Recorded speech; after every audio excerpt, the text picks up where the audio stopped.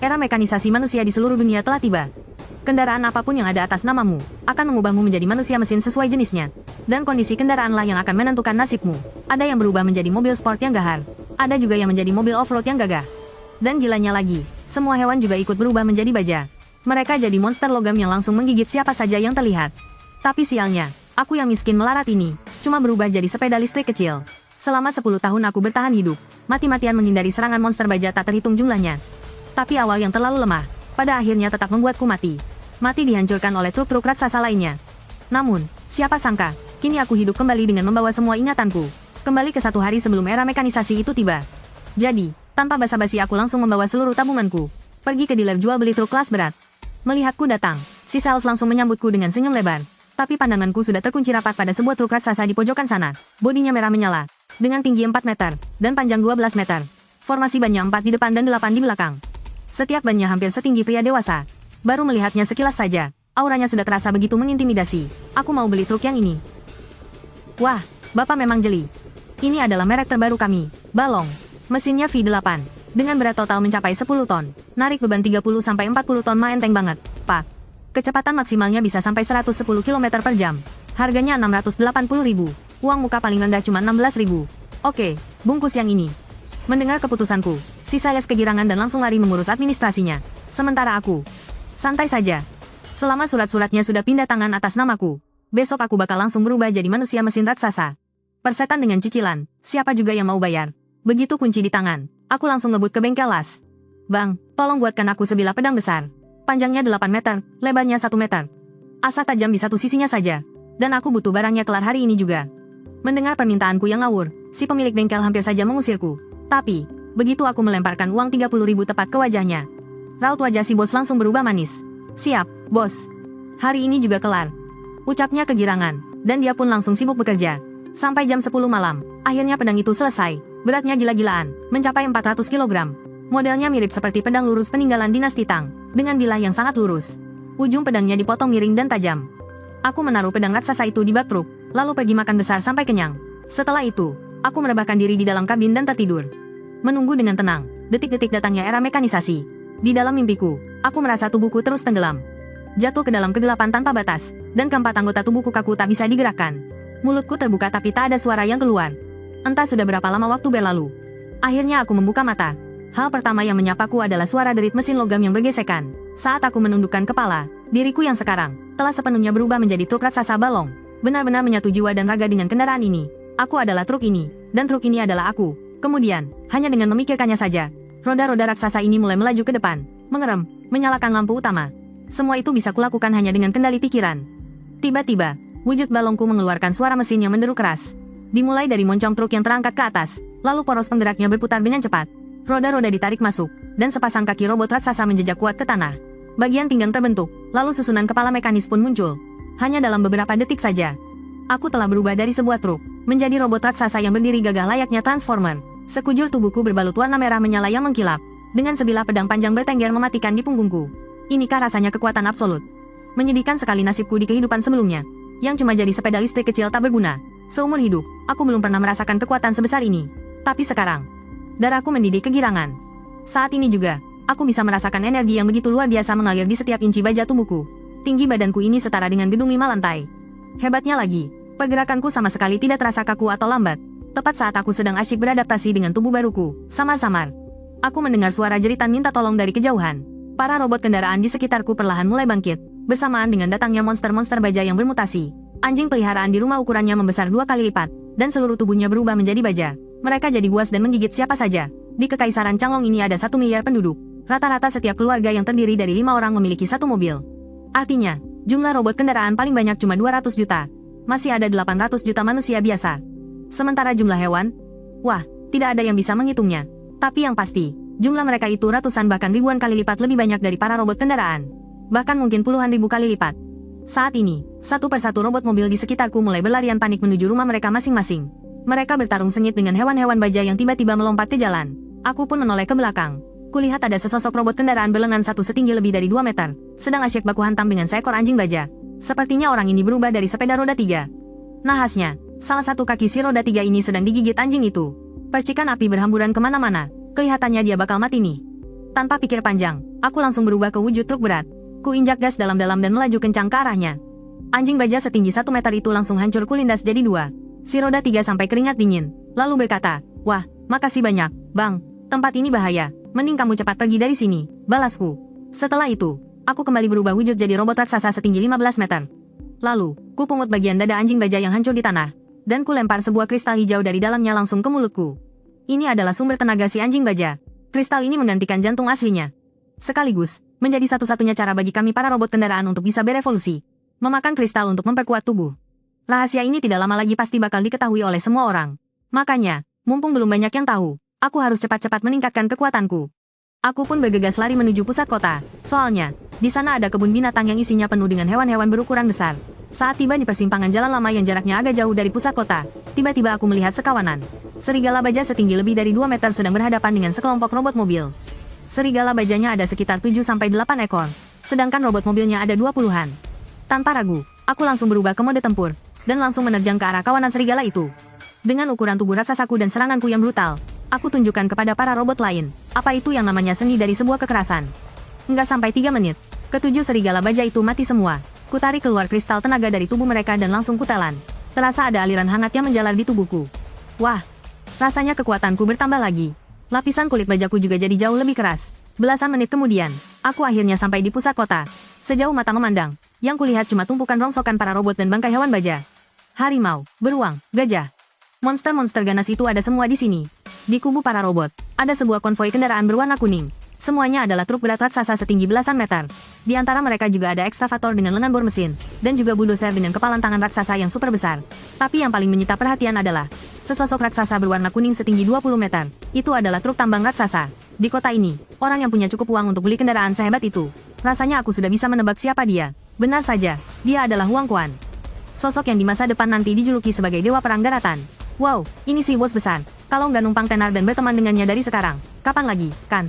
Melihat dia sedang bertarung sengit dengan buaya sepanjang 7-8 meter, aku langsung menghunuskan pedang dan menerjang maju. "Bang, aku bantuin ya," teriakku. Seiring dengan kilatan cahaya pedang putih yang menyilaukan, buaya raksasa itu langsung terpental sejauh 4-5 meter akibat tebasanku. Bahkan sebelum badannya menyentuh tanah, Huang Quan melihat sosok merahku melesat di udara. Dengan beberapa pukulan mematikan, perut buaya itu langsung tembus dan hancur. Kemudian, aku merogoh perutnya, mengambil sesuatu dari sana, lalu memakannya. Wah, jackpot nih. Kali ini beneran jackpot. Kristal tenaga sebesar kepalan tangan ini, benar-benar bikin aku mengelus perut dengan puas. Seketika, wujud lapisan bajaku juga jadi kelihatan jauh lebih menyilap. Ukuran kristal buaya ini, jauh lebih besar dibandingkan semua serigala besi yang kubunuh tadi kalau digabungkan. Huang Quan yang melihat aksi brutal dan ganas pendatang baru ini, langsung berkata, "Kita habisi monster baja yang lain dulu, nanti baru kita ngobrol." Aku pun ikut terjun ke medan pertempuran. Tapi sebenarnya niat utamaku bukan murni buat bantuin dia bertarung. Loh, saat ini, cuma aku yang tahu kalau kristal tenaga bisa dipakai untuk meningkatkan kekuatan. Dan sebelum aku datang, kelompok ini sudah bertarung habis-habisan melawan monster baja. Sekarang di tanah berserakan 7 atau 8 bangkai monster raksasa. Ada rezeki nomplok di depan mata. Bodoh banget kalau aku lewati begitu saja. Makasih ya, kawan-kawan. Tunggu aku selesai menyerap energi ini. Nanti aku pasti bantu kalian. Sambil bergumam dalam hati, aku mulai membongkar dan mengumpulkan kristal-kristal itu. Setelah menelan semuanya, auraku berubah lagi menjadi semakin kuat. Bodi merah mekaku berubah menjadi merah gelap. Bagian-bagian kecil yang sebelumnya terbuka di luar, sekarang tertutup sepenuhnya. Secara keseluruhan, penampilanku jadi terlihat lebih buas dan mematikan. Kawan-kawan, aku datang. Dengan satu tolakan cepat, tinjuku melesat membelah udara. Suara ledakan menggelegar saat tinjuku menghantam tubuh monster gajah itu. Gajah seberat puluhan ton langsung tumbang hanya dengan satu pukulan. Melihat gajah mecha itu terkapar, Huang Quan langsung melongo keheranan. Ngapain bengong? Serang. Incar bagian jantungnya. Huang Quan yang masih kaget perlahan mulai tersadar. Dia pun kembali mengerahkan seluruh tenaga dan ikut bertarung. Bekas tinju di tubuh gajah itu semakin bertambah banyak. Tebasan pedang bahkan sampai memotong gadingnya. Huang Quan menahan dada gajah itu dan menghujaninya dengan puluhan pukulan bertubi-tubi. Tepat saat dadanya hampir hancur, aku menusukkan pedangku dari belakang hingga tembus. Lalu aku berteriak padanya, "Bantu yang lain dulu, biar aku yang urus ini." Tanpa basa-basi, aku meninju jantung gajah itu sampai hancur, dan langsung merogoh kristalnya. Kurang dari 1 detik, kristal itu sudah kutelan. Mantap, panen besar lagi nih. Setelah itu, tanpa membuang waktu, aku langsung melesat ke medan pertempuran berikutnya. Di kehidupan sebelumnya, para manusia mecha baru mengetahui fungsi kristal tenaga 1 bulan kemudian. Makanya, aku sudah bertekad untuk terus memanfaatkan Huang Quan. Di tengah bencana kiamat ini, jenis kendaraan sangat menentukan seberapa besar kekuatanmu. Sepeda mau sehebat apapun, walaupun berevolusi berkali-kali, kekuatannya bakal mentok juga. Truk beratku ini sudah termasuk jajaran kelas atas. Kekuatannya jauh di atas rata-rata. Kendaraan biasa mau dimodifikasi seumur hidup pun, paling cuma sebatas titik awal dari trukku. Tapi, kalau dibandingkan dengan Huang Quan, trukku ini belum ada apa-apanya. Orang ini benar-benar gila. Kendaraannya adalah truk tambang raksasa seberat ratusan ton. Kena satu tinjunya saja, siapa yang sanggup bertahan? Dia itu benar-benar monster di puncak tertinggi. Di seluruh dunia, cuma segelintir orang yang sehebat dia. Kalau nanti dia berevolusi lagi, siapa coba yang bisa mengalahkannya? Setengah jam kemudian, pertarungan pun berakhir. Huang Quan berteriak, "Kawan-kawan, ayo mundur." Tapi, aku malah menyela. "Kalian duluan saja. Biar aku yang menahan musuh di belakang." Mendengar itu, Huang Quan terharu bukan main. "Kawan, jaga dirimu baik-baik. Kami tunggu kau di depan sana." Huang Quan dan pasukannya yang tersisa pun pergi meninggalkanku. Begitu mereka hilang dari pandangan, aku langsung tersenyum micik. Monster bajanya memang sudah habis, tapi masih ada beberapa bangkai yang belum sempat kuperiksa. Aku pun mulai menyapu bersih sisa-sisa medan perang. Setelah menelan kristal-kristal itu, garis-garis energi di tubuhku menyala semakin terang. Di bagian dadaku, seolah ada sebuah lambang yang perlahan mulai terbentuk. Evolusi tahap kedua selesai. Bentuk fisik mekaku sekarang terlihat jauh lebih kokoh dan canggih. Ban di bagian belakang kakiku telah menghilang, digantikan oleh lapisan baja berwarna merah menyala. Bagian kepalanya mulai membentuk pola wajah, dan otot-otot mekanisnya tampak menonjol kekar. Tubuhku kini memiliki lekukan yang lebih ramping, dan kekuatanku meningkat dengan sangat drastis. Tapi, semua ini masih jauh dari cukup. Di kehidupan sebelumnya, untuk menjadi petarung mecha sejati, seseorang setidaknya harus berevolusi 5 kali lipat. Itu pun baru cukup untuk sekadar bertahan hidup di tengah bencana kiamat ini. Selagi tidak ada orang lain yang tahu rahasia ini, aku harus mempercepat proses evolusiku. Aku harus segera menjadi petarung mecha yang sesungguhnya. Setelah membulatkan tekad, aku pun kembali mengubah wujudku menjadi kendaraan. Aku menginjak pedal gas dalam-dalam, menyusul konvoi Huang Quan. Tambang emas yang satu ini, jelas tidak akan kubiarkan lepas begitu saja. Setelah bergabung dengan mereka, aku malah merasa suasana saat ini sangat aneh. Selain Huang Quan, para manusia truk berat lainnya kelihatan sangat ketakutan. Dari obrolan mereka, ternyata Huang Quan mau pergi menyelamatkan temannya. Tapi, orang-orang di sekitarnya tidak ada yang mau ikut. Betapa mengerikannya pertarungan tadi. Mereka semua sudah melihatnya sendiri dengan mata kepala mereka. "Bang Huang, bukannya kami tidak setia kawan, tapi aku masih punya orang tua dan anak istri yang harus dihidupi. Aku benar-benar tidak berani ambil risiko lagi." Hati Huang Quan mulai panik. Dia berteriak, "Masing-masing ku tambah 500.000. Kalau sampai mati, ku kasih 1 juta. Kalian tahu sendiri kan aku ini orang yang seperti apa. Uang itu pasti akan sampai ke tangan keluarga kalian." "Maaf, Bang Huang. Kami tidak bisa menemanimu bertaruh nyawa lagi. Monster-monster itu terlalu ganas. Aku takut. Uang yang abang janjikan, aku tidak mau lagi. Meskipun keluargaku tidak kaya, tapi dengan kemampuanku yang sekarang, cari uang sedikit pasti bukan masalah." Kata-kata ini membuat anak buah Huang Quan yang lain tiba-tiba sadar. Benar juga, sekarang diri mereka sudah berubah menjadi manusia mesin. Meskipun cuma jadi kuli bangunan sehari, pasti bisa dapat banyak uang. Tepat saat Huang Quan sedang putus asa, aku maju ke depan. "Aku akan ikut denganmu. Benarkah, kamu memang teman sejatiku?" Ucap Huang Quan dengan penuh rasa terima kasih. Padahal, diam-diam aku sudah punya rencana terselubung. Di kehidupanku sebelumnya, saat Huang Quan pergi ke wilayah Qingzhou, dia mendapatkan sebuah senjata dewa yang luar biasa. Sebuah pedang raksasa bersuhu super tinggi. Tepat karena pedang inilah yang membuatnya tak tertandingi di tingkatannya, bahkan bisa menang melawan musuh yang levelnya lebih tinggi. Kalau aku bisa mendapatkan senjata dewa itu lebih dulu, maka di kehidupanku yang sekarang, aku pasti akan menjadi legenda. Tapi, baru jalan beberapa langkah, Huang Quan merasa sedikit kelaparan dan kehabisan tenaga karena pertarungan tadi. Si otak udang ini memutar otaknya, dan berpikir karena sekarang dia sudah menjadi manusia mobil. Tentu saja dia harus mengisi tenaga pakai bensin. Jadi, tanpa basa-basi dia langsung menarikku ke pompa bensin. Dia langsung menyambar drum bensin beroktan 98, lalu meminumnya dengan rakus. "Kok aneh ya? Kenapa pas aku jalan, perutku masih bunyi keroncongan begini?" Pemandangan ini hampir membuat pelumas mesinku bocor karena menahan tawa. Aku langsung bilang, "Mungkin saja bensinnya belum dicerna. Perlu sedikit olahraga." Kebetulan sekali, saat ini dari kejauhan ada beberapa ekor ayam jantan baja raksasa berlari ke arah kami. Hewan-hewan yang sudah berubah jadi baja ini, kalau melihat manusia mesin, pasti langsung beringas dan mengeroyok. Aku melihat ayam jantan sepanjang 1 meter itu dipukul mati oleh Huang Quan dalam sekali tamparan. Gampang banget kayak mukul lalat. Sambil tertawa aku bilang, "Mungkin makan daging ayam ini bisa bikin kenyang." Lalu aku mengambil 1 ekor ayam baja dan mulai merobeknya. Melihat itu, Huang Quan tidak punya pilihan lain. Dia nekat menggigit ayam baja itu, walau berisiko giginya bisa pada rontok. Setelah selesai memakan 1 ayam baja utuh, rasa lapar Huang Quan langsung sedikit berkurang. Tapi, tepat saat dia mau pamer kepadaku, dia malah melihatku yang hanya mengambil inti tenaga dari ayam baja itu. Sementara bagian besi lainnya sama sekali tidak kusentuh. Detik berikutnya, Huang Quan yang baru sadar langsung memakiku habis-habisan. "Sialan kau, brengsek. Dasar penipu. Udah bikin aku minum bensin. Malah diam-diam makan banyak inti tenaga di belakangku. Pantas saja badanmu makin tinggi." Tadi pagi Huang Quan melihatku tingginya baru 15 meter. Wujudku juga masih pendek. Beberapa roda besarnya juga masih kelihatan telanjang di luar. Tapi kali ini, setelah dia perhatikan baik-baik, tinggiku sudah 16 meter lebih. Warnanya pun makin cerah. Badanku jauh lebih kekar, dan elemen mobil di tubuhku sudah banyak yang hilang. Malah kelihatan keren banget kayak robot mecha di film-film. Nggak perlu ditanya lagi, inti tenaga itu pastilah makanan asli para manusia mobil. Huang Quan memang agak kesal, tapi dia tetap nggak bisa menahan rasa penasarannya. Dia bertanya padaku, apa semua monster baja punya itu? Bukan cuma monster baja, loh. Bahkan kita juga punya sumber tenaga ini. Kristal itu ibarat jantung bagi hewan. Nggak cuma buat berlindung, tapi juga bisa memperkuat tubuh. Dan makin kuat monster bajanya, makin besar juga sumber tenaganya. Setelah bilang begitu, aku menatap lurus ke matanya. Lao Huang, sekarang kau sudah tahu rahasia ini. Apa kau masih mau ikut denganku? Omong kosong macam apa itu? Kau sudah habiskan banyak sekali barangku, brengsek. Jangan harap bisa kabur kalau belum mengembalikan kristalku. Mendengar itu aku tertawa terbahak-bahak, lalu lari ke depan untuk unjuk jalan. Aku tahu dia nggak takut dimanfaatkan. Dia cuma takut dimanfaatkan tanpa tahu alasannya. Aku selama ini selalu membantunya tanpa syarat. Jangan-jangan dia malah agak ngeri. Di jalan, Huang Quan nanya-nanya soal evolusi. Semua yang kutahu ku jawab dengan jujur. Termasuk soal mobil hitam raksasa, yang bakal muncul setelah evolusi kelima.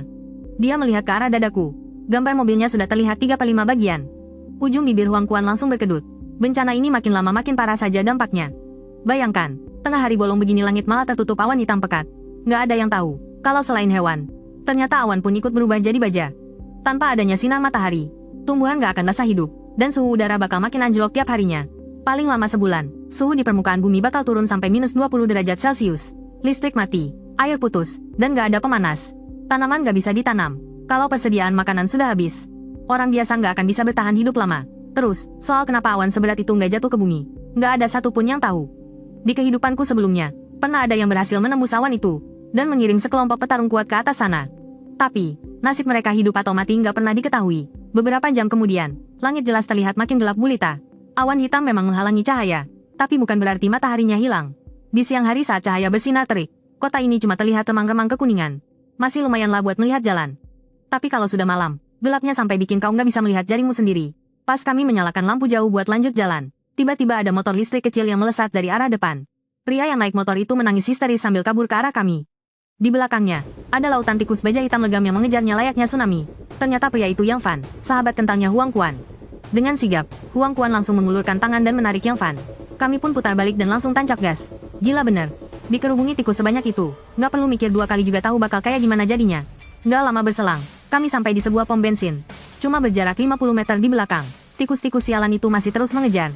Kupukul tanah dengan kedua tinju besiku sekuat tenaga. Setelah aspalnya hancur berantakan, bensin langsung menyembur deras layaknya air mancur. Udara di sekeliling kami seketika dipenuhi bau bahan bakar yang menyengat. Kutarik parang besarku dan kulempar dengan keras.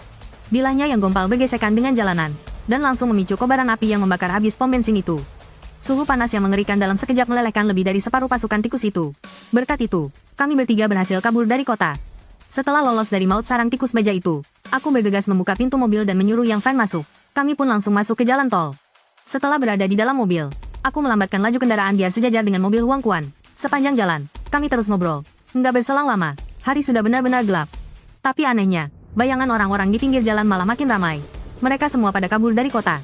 Kita mau istirahat di sini nggak? Huang Quan menoleh dan bertanya padaku. Di sini banyak gunung. Mungkin ada binatang buas. Sekitar 80 km ke depan ada rest area. Kita istirahat di sana saja. Setelah jalan sekitar 1 jam, dari jauh sudah kelihatan ada ratusan orang ngumpul di rest area. Ternyata bos rest area itu lagi masang harga gila-gilaan. Semua makanan dijual puluhan kali lipat lebih mahal. Kalau dia orang biasa, pasti udah dihajar sampai mati. Tapi masalahnya, si bos itu wujudnya mobil van, dan dia dijaga sama belasan robot mecha truk di sekitarnya. Pas aku baru aja sampai di pom bensin, ada satu petugas yang nyamperin. Nada bicaranya dingin banget. Bang, mau isi bensin atau nginep? Tapi karena lihat mobilku mobil baru tanpa pelat nomor, orang itu langsung punya niat jahat. Awalnya Yang Fan gak peduli. Dia langsung melepas jam tangannya dan ngasihin ke orang itu. Jam ini harganya 1,5 juta. Layanin rombongan dari 2 mobil kita dengan baik. Pas kita pergi nanti, jangan lupa siapin 1 mobil penuh makanan. Tapi detik berikutnya, orang itu malah masukin jamnya ke kantong. Terus dengan tampang sok polos dia bilang kalau di sini cuma terima uang tunai. Pas Yang Fan mau ngambil jamnya lagi, dia malah didorong dengan kasar. Enggak cuma itu, orang itu malah ngebentak-bentak Yang Fan. Seumur hidupnya, baru kali ini Yang Fan ketemu orang kayak gini. Dia langsung cengyo. Gara-gara teriakan petugas itu, segerombolan robot mecha langsung nyamperin. Badan mereka gede-gede banget, semuanya setinggi sekitar 10 meteran. Bos rest area itu nyamperin dan dengan gak malunya ngebentak. Ngapain kalian di atas mobil baru yang baru aja ku beli? Cepat turun dari situ. Wah, gila bener. Kali ini dia benar-benar mau meras aku sampai habis. Truk tronton begini kan jauh lebih mahal daripada truk biasa. Dikepung sama geng robot mecha setinggi 10 meter. Yang Fan sampai nelan ludah ketakutan.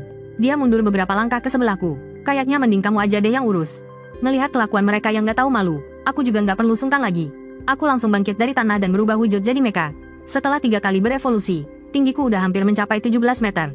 Aku natap bodi mobil van yang kerdil itu, sambil tersenyum. Aku ngangkat kakiku. Tiba-tiba terdengar suara dentuman keras. Kepala mobil van itu langsung melesak ke dalam dadanya. Kedua kakinya patah, dan dalam sekejap mata, dia langsung berubah jadi tumpukan besi rongsokan. Habis itu aku ngelirik ke arah robot-robot mecha yang lain. Tanpa ragu sedikit pun, mereka langsung putar balik dan kabur. Dengan satu langkah sejauh 7-8 meter, aku berhasil ngejar mereka cuma dalam beberapa detik. Aku langsung ngasih pukulan telak. Dalam sekejap, tubuh mereka langsung patah jadi 2 di bagian pinggang. Tapi ternyata masih ada 5 mecha mobil yang setia banget. Mereka bertekad mati-matian buat balas dendam demi si bos van. Mereka maju barengan nyerang aku, tapi dengan santai. Aku kasih ayunan tinju, tendangan terbang, dan serangan lutut. Nggak sampai 1 menit, semuanya langsung tumbang. Ini sih sama sekali bukan pertarungan, tapi pembantaian sepihak. Nggak butuh waktu lama, belasan robot mecha itu udah habis kubantai. Robot-robot mecha yang nonton pada gemetaran ketakutan. Baru kali ini mereka sadar, ternyata ada orang yang emang udah kelewat kuat dari sananya. Perbedaan kasta jenis mobil itu benar-benar kayak langit dan bumi. Besoknya, pagi-pagi banget, semua orang kebangun gara-gara suara gemuruh tanah yang bergetar. Dari kejauhan, ada puluhan tank yang datang menggemuruh. Di belakangnya ngikutin pasukan tentara bersenjata lengkap. Nggak cuma ribuan tentara, tapi ada juga puluhan ribu warga sipil biasa. Lautan manusia benar-benar tumpah ruah, saking banyaknya sampai nggak kelihatan ujungnya. Tapi, pas melihat situasi itu, aku langsung narik Huang Quan, putar balik dan kabur. Di awal masa bencana ini, dunia belum sepenuhnya dikuasai oleh para mecha. Kekaisaran masih berkuasa penuh. Kalau kamu harus berhadapan dengan sekumpulan peluncur roket, tank, dan helikopter tempur. Aku tanya nih, kamu takut nggak? Setiap kali ketemu manusia mesin, kekaisaran pasti langsung merekrut paksa mereka semua. Apa, kamu mau bebas? Sini kenalan dulu sama peluncur roket anti-tank. Ledakan peluru penembus Zira itu suhunya lebih dari 1000 derajat. Manusia mesin tipe awal kalau sampai kena tembak, pasti langsung bolong segede bola basket. Siang harinya, kami sampai di gerbang Taman Gunung Bailing. Dulu tempat ini adalah taman ekologi yang terkenal. Bukan cuma ada berbagai macam serigala, harimau, dan macan tutul, tapi juga banyak hewan buas berukuran besar. Berbekal ingatan dari kehidupanku sebelumnya, aku tahu ada sebuah pusat penelitian yang tersembunyi di dekat taman ini. Disitulah dulu Huang Quan mendapatkan pedang raksasa bersuhu super tinggi. Huang Quan sudah nggak sabar lagi mau memangsa monster baja. Dia langsung melesat maju. Dia mencengkeram seekor monster baja dan mengoyaknya kuat-kuat. Dalam sekejap, monster itu terbelah jadi 2. Kristal yang ada di dalamnya pun terjatuh. Melihat itu, Huang Quan langsung memungutnya dan menjejalkannya ke dalam mulut. Dengan cepat, rasa lapar yang menyiksa itu perlahan menghilang. Semakin dekat kami dengan Taman Gunung Bailing, semakin banyak pula monster baja yang kami temui. Ada singa, harimau, sampai gajah. Pada akhirnya, Huang Quan pun mulai kewalahan. Mau nggak mau, aku harus ikut bertarung. Tapi Huang Quan menolak untuk mundur. Walaupun tenaganya luar biasa besar, tapi gerakannya lambat, nggak selincah diriku. Dia sama sekali nggak punya keuntungan kalau harus berlari. Sementara itu, di dalam sebuah pusat penelitian, tampak seorang pria tua berambut perak yang memakai jas lab putih. Dia adalah ilmuwan di bidang materi terkondensasi. Teknologi materi terkondensasi ini adalah proyek utama yang sangat didukung oleh kekaisaran. Dan dalam waktu dekat, teknologi ini akan mengubah seluruh tatanan umat manusia. Di kehidupanku sebelumnya, kita semua sangat bergantung pada Profesor Chen. Dia menggunakan teknologi itu dan menggabungkannya dengan kristal untuk membuat senjata. Berkat dia, manusia biasa pun punya kemampuan tempur, sehingga kita bisa bertahan dari serangan para monster baja. Bisa dibilang, kalau tanpa penemuannya, kekaisaran itu cuma punya manusia mesin. Umat manusia pasti sudah musnah. Tiba-tiba saja, seorang bule berambut pirang dan bermata biru nekat mendobrak pintu dan kabur membawa sekitar 70-80 orang. Tapi baru beberapa langkah berlari, terdengar jeritan yang sangat mengerikan. Sekawanan serigala baja tiba-tiba menyergap, dan langsung mencabik-cabik mereka dalam sekejap. Melihat kejadian brutal itu, Wang Xiaoming buru-buru menutup pintu kaca anti-nuklir, lalu mundur beberapa langkah karena ketakutan. Sejak awal bencana terjadi, wilayah ini memang sudah jadi pusat bahaya. Sekarang, nggak ada satupun yang selamat dalam radius beberapa kilometer. Sepanjang jalan penuh dengan tumpukan mayat dan serpihan tubuh manusia mesin. Kalau saja tempat ini nggak punya pintu kaca anti-nuklir, mereka semua pasti sudah mati dari tadi. Di saat semua orang memalingkan wajah, nggak tega melihat rekan-rekan mereka dirobek-robek oleh monster baja, tiba-tiba seekor serigala baja terlempar jatuh dari langit. Tubuhnya menghantam lantai dengan keras, persis di depan pintu kaca anti-nuklir. Badannya hancur bengkok, pinggangnya patah jadi 2, cuma tersisa beberapa kerangka besi yang masih menempel. Nggak lama setelah itu, terdengar rentetan suara ledakan beruntun. Di depan pintu masuk pusat penelitian itu kan ada lapangan kecil. Dari sana orang-orang melihat sebuah mecha raksasa berwarna merah menyala, sedang bertarung habis-habisan. Kawanan serigala itu maju serentak menggigit si mecha, tapi langsung hancur lebur cuma dengan satu pukulan. Saking kuatnya pukulan itu, tanah sampai retak dan banyak lubang besar di mana-mana. Hanya dalam beberapa menit, mayat monster baja sudah berserakan di tanah. Setelah membereskan kawanan serigala itu, aku berlari ke depan pintu penelitian dengan napas terengah-engah, lalu berteriak keras. "Hei, apa masih ada orang di dalam?" Ada. Pintu utama pun terbuka, dan sekelompok orang berhamburan keluar. Aku menatap tajam ke arah kerumunan itu, lalu berkata dengan nada dingin. Yang mana Profesor Chen? Kulihat seorang pria tua melangkah maju dengan wajah bingung. Aku langsung bicara intinya. Waktu kita nggak banyak. Biar ku singkat saja, aku punya cara untuk menembus teknologi kondensat ini. Area ini penuh dengan monster baja. Aku tidak bisa bertarung kalau harus melindungi kalian. Tapi, aku bisa rutin mengantar makanan untuk kalian, sampai pihak kekaisaran datang menyelamatkan kalian. Mendengar itu, Wang Xiaoming bertanya dengan tenang, apa yang kamu inginkan? Jika bukan utusan kekaisaran, berani mempertaruhkan nyawa untuk menolong mereka di saat seperti ini. Pasti ada maunya. Aku pun tidak mau menutup-nutupi hal itu. Aku langsung menjawab, aku akan memberikan cara menembus teknologi kondensat, dan menjamin keselamatan kalian. Tapi, kalian harus membantuku membuat sebuah senjata. Tenang saja, kalian pasti bisa membuatnya. Di kehidupan sebelumnya, Huang Quan pernah lewat sini dan menolong mereka. Waktu itu dia menangkap beberapa monster baja untuk mereka teliti. Siapa sangka, berkat kristal itu kakek Chen berhasil menyelesaikan penelitian kondensat. Bahkan, dia menggunakan teknologi tingkat tinggi dari penelitian itu untuk membuatkan Huang Quan sebuah pedang panjang. Pedang itu bernama Yanmo. Pedang luar biasa yang bisa memancarkan suhu super panas. Badan Huang Quan memang sangat besar, tapi di seluruh negeri ini, masih banyak cyborg yang jauh lebih tinggi darinya. Alasannya bisa mengalahkan yang lain dan menjadi dewa perang daratan. Sebagian besar adalah berkat pedang panjang itu. Di kehidupan sebelumnya, aku beruntung bisa melihatnya. Dengan santai Huang Quan menebas seekor monster baja dewasa hingga terbelah dua. Karena biaya pembuatannya sangat mahal dan bahannya langka, senjata semacam ini sangat jarang ada di dunia. Demi menghadapi musuh yang lebih besar di masa depan, aku harus mendapatkan senjata tingkat tinggi yang gila ini. Setelah berpikir beberapa detik, kakek Chen berkata, jika semuanya benar-benar seperti yang kamu katakan, aku setuju. Mendengar itu, aku langsung mengangguk mantap. Aku meninggalkan Yang Fan di sini, dan mengeluarkan beberapa kardus mie instan simpananku. Kemudian, aku menoleh ke arah Huang Quan yang sedang bertarung dan berteriak, lemparkan satu monster baja ke sini. Terlihat Huang Quan mengangkat seekor monster baja, dan melemparkannya dari jarak puluhan meter. Aku menangkapnya dengan satu tangan, dan langsung meremukkannya sampai mati di tempat. Di dalam tubuh monster baja ada sesuatu yang disebut kristal. Kita para cyborg juga memilikinya. Ini adalah sumber tenaga utama dari tubuh. Benda ini bisa membantu kalian menembus teknologi kondensat. Kali ini selain makanan, aku juga membawa beberapa kembang api. Nyalakan kembang api ini setelah kalian berhasil menembus teknologi itu. Begitu mendengar suaranya, aku akan datang. Setelah itu, baru kita bicarakan soal pembuatan senjatanya. Kakek Chen mengangguk mantap. Matanya berbinar penuh semangat. Dia sudah tidak sabar lagi ingin segera membedah monster baja itu. Bahkan Wang Xiaoming di sebelahnya pun terlihat sangat antusias. Awalnya aku mau minta dilemparkan beberapa ekor lagi. Tapi saat aku menoleh, Huang Quan ternyata sudah dikeroyok oleh gerombolan monyet baja. Keuntungan punya badan besar ya tenaganya kuat. Jadi, setelah selesai berpesan aku langsung berlari membantunya. Kami bertarung sambil terus berlari mundur. Benar-benar gila, kami sampai lari belasan kilometer. Monyet-monyet sialan ini benar-benar pantang menyerah. Cuma ngambil beberapa biji kristal mereka, masa sampai segitunya sih? Umpat Huang Quan sambil duduk terengah-engah di tanah. Di tangannya ada segenggam kristal, kira-kira sekitar 20-30 butir. Gara-gara kristal-kristal inilah kami dikejar mati-matian oleh pasukan monyet itu. Huang Quan melemparkan kristal-kristal itu ke dalam mulutnya satu persatu, mengunyahnya dengan suara kriuk yang renyah. Saat itu, aku mengeluarkan beberapa kristal seukuran kepalan tangan dan menegurnya. Kau ini nggak punya ambisi sedikit pun ya? Monyet-monyet kecil yang belum berevolusi sama sekali. Seberapa banyak si energi yang ada di dalam kristalnya? Lain kali pasang target yang lebih tinggi. Kalau tidak, aku malu ngaku-ngaku kenal denganmu pas kita keluar nanti. Sekarang, targetku adalah monster baja yang sudah berevolusi. Sembarang satu ekor saja. Energinya jauh lebih kuat daripada yang biasa. Tanpa banyak omong, aku menarik Huang Quan berdiri, dan melanjutkan perjalanan berburu kami. Demi meningkatkan tingkat evolusi kami. Setelah itu, kami berdua tiba di depan pintu gerbang Taman Beilin. Hal pertama yang kami lihat adalah seekor buaya. Aku pun langsung melesat menerjangnya. Pukulan telak mendarat di kepala buaya itu. Tubuh Huang Quan yang beratnya ratusan ton melompat dan langsung menduduki punggung si buaya. Buaya itu mengerang kesakitan. Aku memanfaatkan kesempatan ini, mencengkeram rahangnya dengan kedua tangan, lalu merobeknya sekuat tenaga. Krak!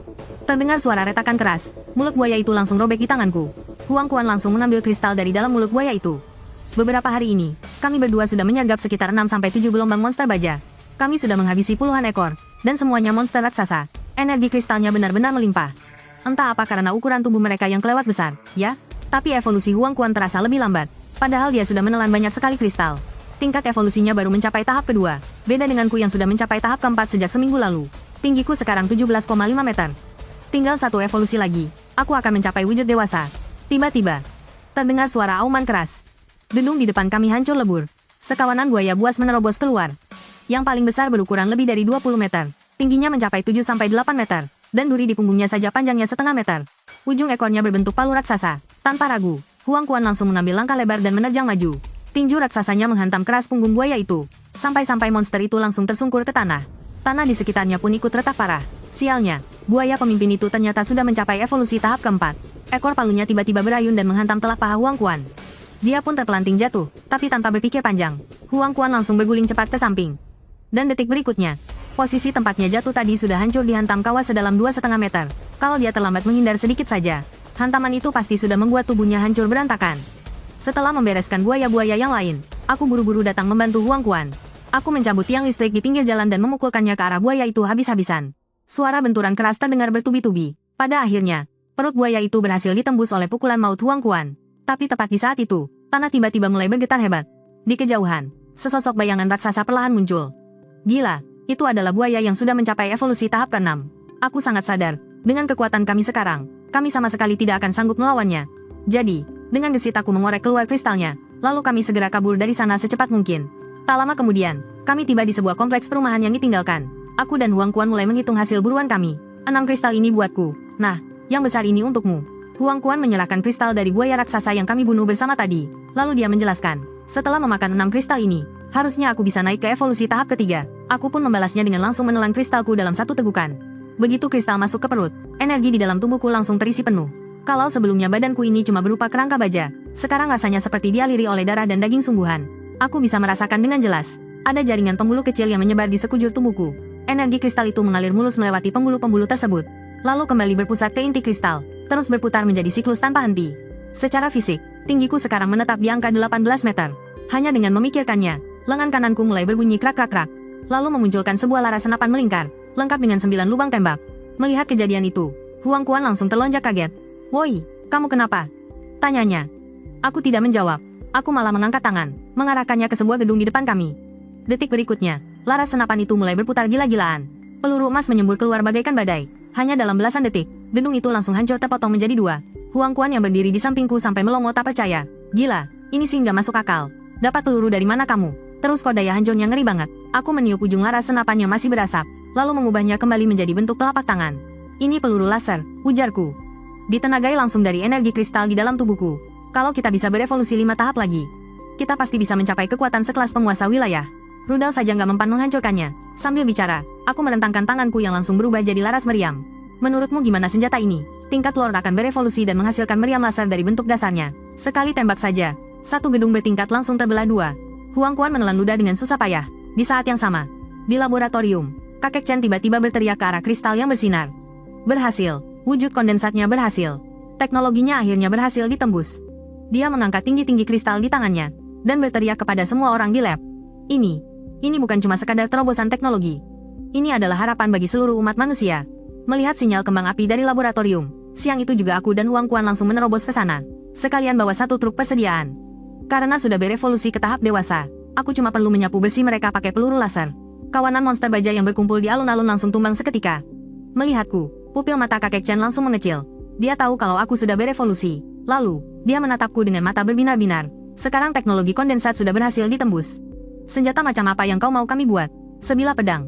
Pedang api dengan suhu yang super panas." Aku juga nggak tahu persis apa saja fungsi dari pedang iblis api itu. Aku cuma bisa mendeskripsikannya sesuai dengan apa yang kuingat dari kehidupanku sebelumnya. Karena pedang ini asalnya dari pusat penelitian, harusnya mereka punya sedikit bayangan lah. Tapi siapa sangka, yang ditugaskan buat mengurus ini ternyata adalah muridnya kakek Chen, si Wang Xiaoming. Dia bawa mesin dari ruang bawah tanah, dan langsung memindai seluruh tubuhku. Orang-orang di sekitar langsung menjauh saat melihatnya. Radiasi benda ini gede banget. Benda ini sama sekali bukan buat manusia. Orang biasa yang kena sinar ini bisa langsung gagal ginjal dan hati. Dan semua organ tubuhnya bakal mati. Dari omongan mereka, aku baru sadar. Bahan yang dipakai buat bikin senjataku ternyata material untuk roket. Tiba-tiba, Huang Quan meraup segenggam kristal dan memasukkannya ke dalam mulutnya. Sialan. Truk tambang ini benar-benar sinting. Setelah ditelan, mecanya sama sekali nggak nunjukin tanda-tanda evolusi. Matanya malah jadi kosong. Aku yang ngeliatin dari jarak dekat, cuma bisa tertawa pelan. Tapi sejujurnya, aku malah iri sama Huang Quan karena dia punya senjata mematikan berupa truk tambang raksasa. Cuma orang-orang yang pernah ngalamin kiamat yang paham betapa pentingnya punya wujud awal yang bagus. Orang biasa yang nggak punya kendaraan, nasib mereka ujung-ujungnya cuma kelaparan dan mati. Manusia mesin berwujud motor, sepeda roda 3, atau mobil van. Walaupun mereka nggak perlu pusing mikirin makan dan buang air, tapi kekuatan tempur mereka sangat terbatas. Mereka itu kasta paling bawah di ras manusia mesin. Kalau di medan perang, mereka cuma jadi umpan meriam. Nah, manusia mesin tingkat menengah itu berwujud mobil pribadi. Kekuatan mereka nanggung. Mau ditingkatkan lagi juga susah banget. Cuma sedikit yang bisa menonjol. Sisanya cuma bakal jadi ampas seumur hidup. Truk berat, eskavator raksasa, mobil off-road, dan bulldozer. Mereka ini adalah kekuatan tingkat atas. Cuma manusia mesin di level inilah yang bisa bertahan hidup di zaman kacau ini. Akhirnya, pintu kaca anti-nuklir di pusat penelitian terbuka. Yang Fan dan Wang Xiaoming keluar dengan mata panda, sementara yang lainnya pada tempat tidur di lantai. Demi senjata ini, mereka begadang berhari-hari tanpa tidur. Semuanya sibuk ngebantuin Wang Xiaoming. Enggak lama kemudian, mereka berdua maju sambil gotong sebuah gagang pedang. Warnanya hitam legam, panjangnya 2,5 meter. Ujung yang satu bentuknya bulat, dan ujung satunya lagi berbentuk kepala naga dengan mulut menganga. Tiba-tiba, Wang Xiaoming tersenyum penuh misteri. Cobain aja biar kau tahu. Coba geser sakelar di sampingnya. Mendengar itu, aku pun menuruti perkataan Wang Xiaoming. Aku menggeser sakelarnya pelan. Dan sedetik kemudian, energi kristal di dalam tubuhku langsung tersedot 2,5 bagian, mengalir deras lewat lengan masuk ke gagang pedang. Mulut naga di gagang itu seketika menyemburkan cahaya raksasa, yang akhirnya berhenti memanjang di ukuran 8 meter. Cahaya itu membentuk bila pedang merah menyala. Hawa panasnya langsung menyapu wajah. Wang Xiaoming buru-buru mundur beberapa langkah dan berseru. Pedang ini menyedot energi kristal pemiliknya. Energi itu diubah oleh alat di dalam gagangnya jadi bila api yang sangat panas. Sebenarnya itu bukan benda padat, tapi cahaya dengan suhu dan kepadatan yang luar biasa tinggi. Pedang cahaya ini punya 3 tingkat kekuatan. Tingkat pertama, suhunya mencapai 1.500 derajat. Tingkat kedua, 5.000 derajat. Dan tingkat ketiga, suhunya bisa tembus puluhan ribu derajat. Aku menjejakkan kaki sekuat tenaga, dan dalam sekejap sudah melesat ke depan sebuah gedung berlantai 3. Tanpa basa-basi, aku langsung menebas ke bawah. Kilatan pedang merah menyala membelah udara, dan gedung 3 lantai itu seketika terpotong tepat di tengahnya. Ini baru yang namanya senjata dewa. Aku menunduk, mengamati pedang di tanganku ini. Aku benar-benar puas. Satu-satunya kelemahan senjata ini cuma satu, terlalu boros energi kristal. Baru pakai tingkat 1 saja sudah menyedot 10% energiku. Dan satu tebasan tadi menguras sedikit lagi. Paling-paling aku cuma bisa menebas selama 2 menit sebelum kehabisan tenaga. Karena pedang ini mengeluarkan hawa panas setelah dialiri energi kristal, maka aku akan menyebutnya iblis api. Dengan sangat santai, aku langsung menyebutkan nama pedang ini dari kehidupanku yang sebelumnya. Iblis api, nama yang bagus. Huang Kuan yang menonton dari samping sampai melotot tak percaya. Gila, pedang ini keren parah. Sekali tebas, siapa coba yang bisa nahan serangannya? Ini mah beneran senjata pemusnah massal. Kalau saja bahan pembuatannya nggak langka, Huang Kuan pasti sudah ngotot minta dibuatkan satu lagi. Tiba-tiba, terdengar suara bising dari atas langit. Kami mendongak, dan melihat sebuah helikopter tempur sedang terbang berputar-putar di atas kota. Setelah berhenti beberapa detik, helikopter itu tiba-tiba menukik tajam ke arah sebuah gedung tinggi. Di saat kami semua mengira helikopter itu bakal hancur berkeping-keping, detik berikutnya, helikopter tersebut malah berubah jadi robot mecha, dan mendarat mulus di atap gedung. Entah kebetulan atau tidak, robot itu menoleh, menatap lurus ke arah tim institut penelitian kami dari jarak ratusan meter. Huang Kuan yang sudah banyak makan asam garam, cuma butuh 2 kali lihat untuk menyadari ada yang aneh. Tunggu dulu. Itu helikopter tempur yang sudah dimodifikasi. Sistem persenjataannya sudah dicopot. Namun detik berikutnya, Yang Fan tiba-tiba melompat sambil melambaikan tangan. Hei, adik kedua, cepat ke sini. Aku di sini. Setelah berteriak, dia menoleh padaku dan Huang Kuan untuk menjelaskan. Itu sepupuku, Yang Ao. Helikopter itu barang rongsokan militer. Sistem senjatanya sudah lama dicopot. Sepupuku itu pilot tentara. Dia pakai orang dalam buat membelinya. Jadi ya, cuma tampangnya doang yang kayak helikopter tempur. Aslinya mah nggak jauh beda sama helikopter sipil biasa. Mendengar itu, aku cuma bisa bergumam takjub. Gila bener. Kecepatan Yang Ao luar biasa. Hanya dalam hitungan detik dia sudah mendarat di depan kami.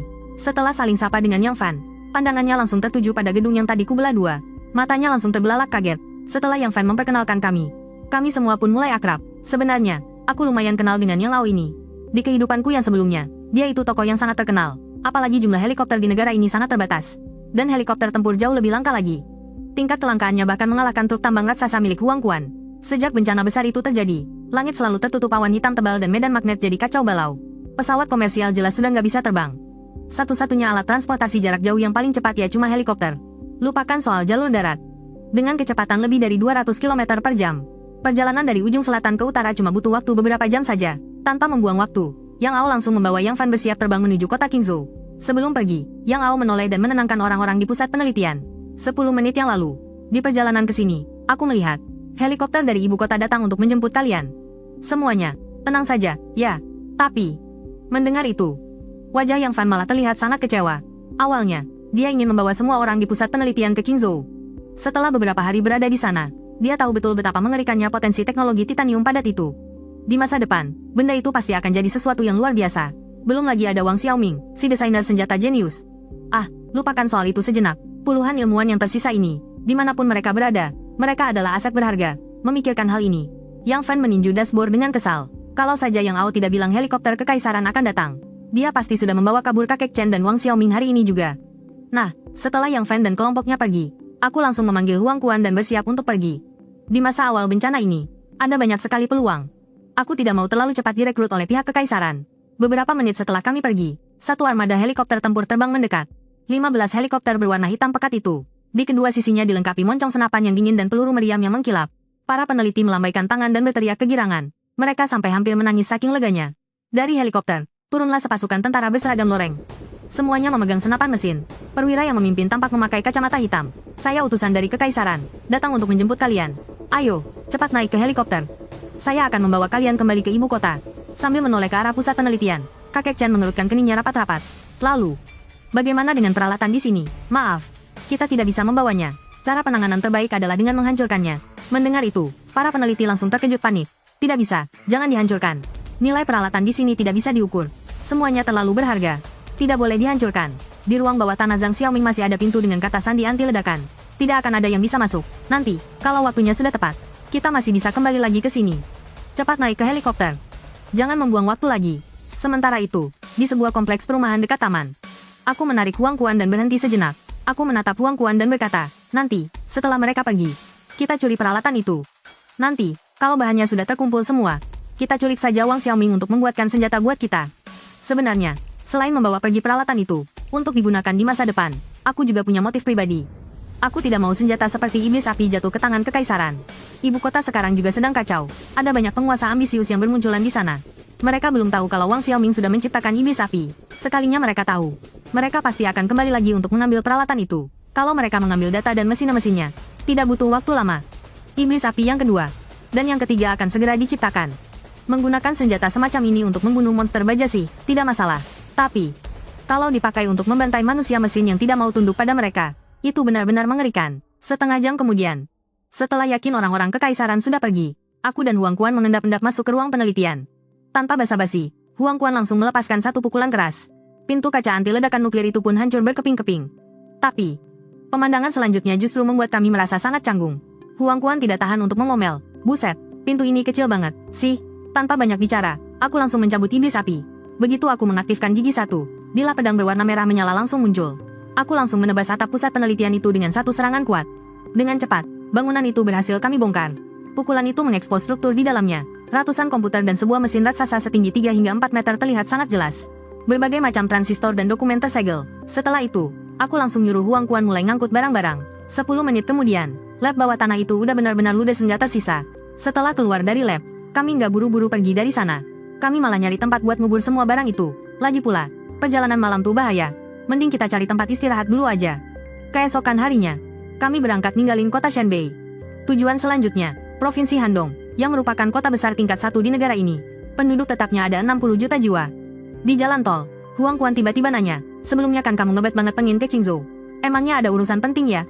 Tadinya sih penting banget, tapi sekarang udah nggak penting lagi. Mendengar itu, Huang Quan langsung kegirangan. Wah, kalau udah nggak penting, mending kita bantai-bantai dulu aja di Handong sebelum pergi.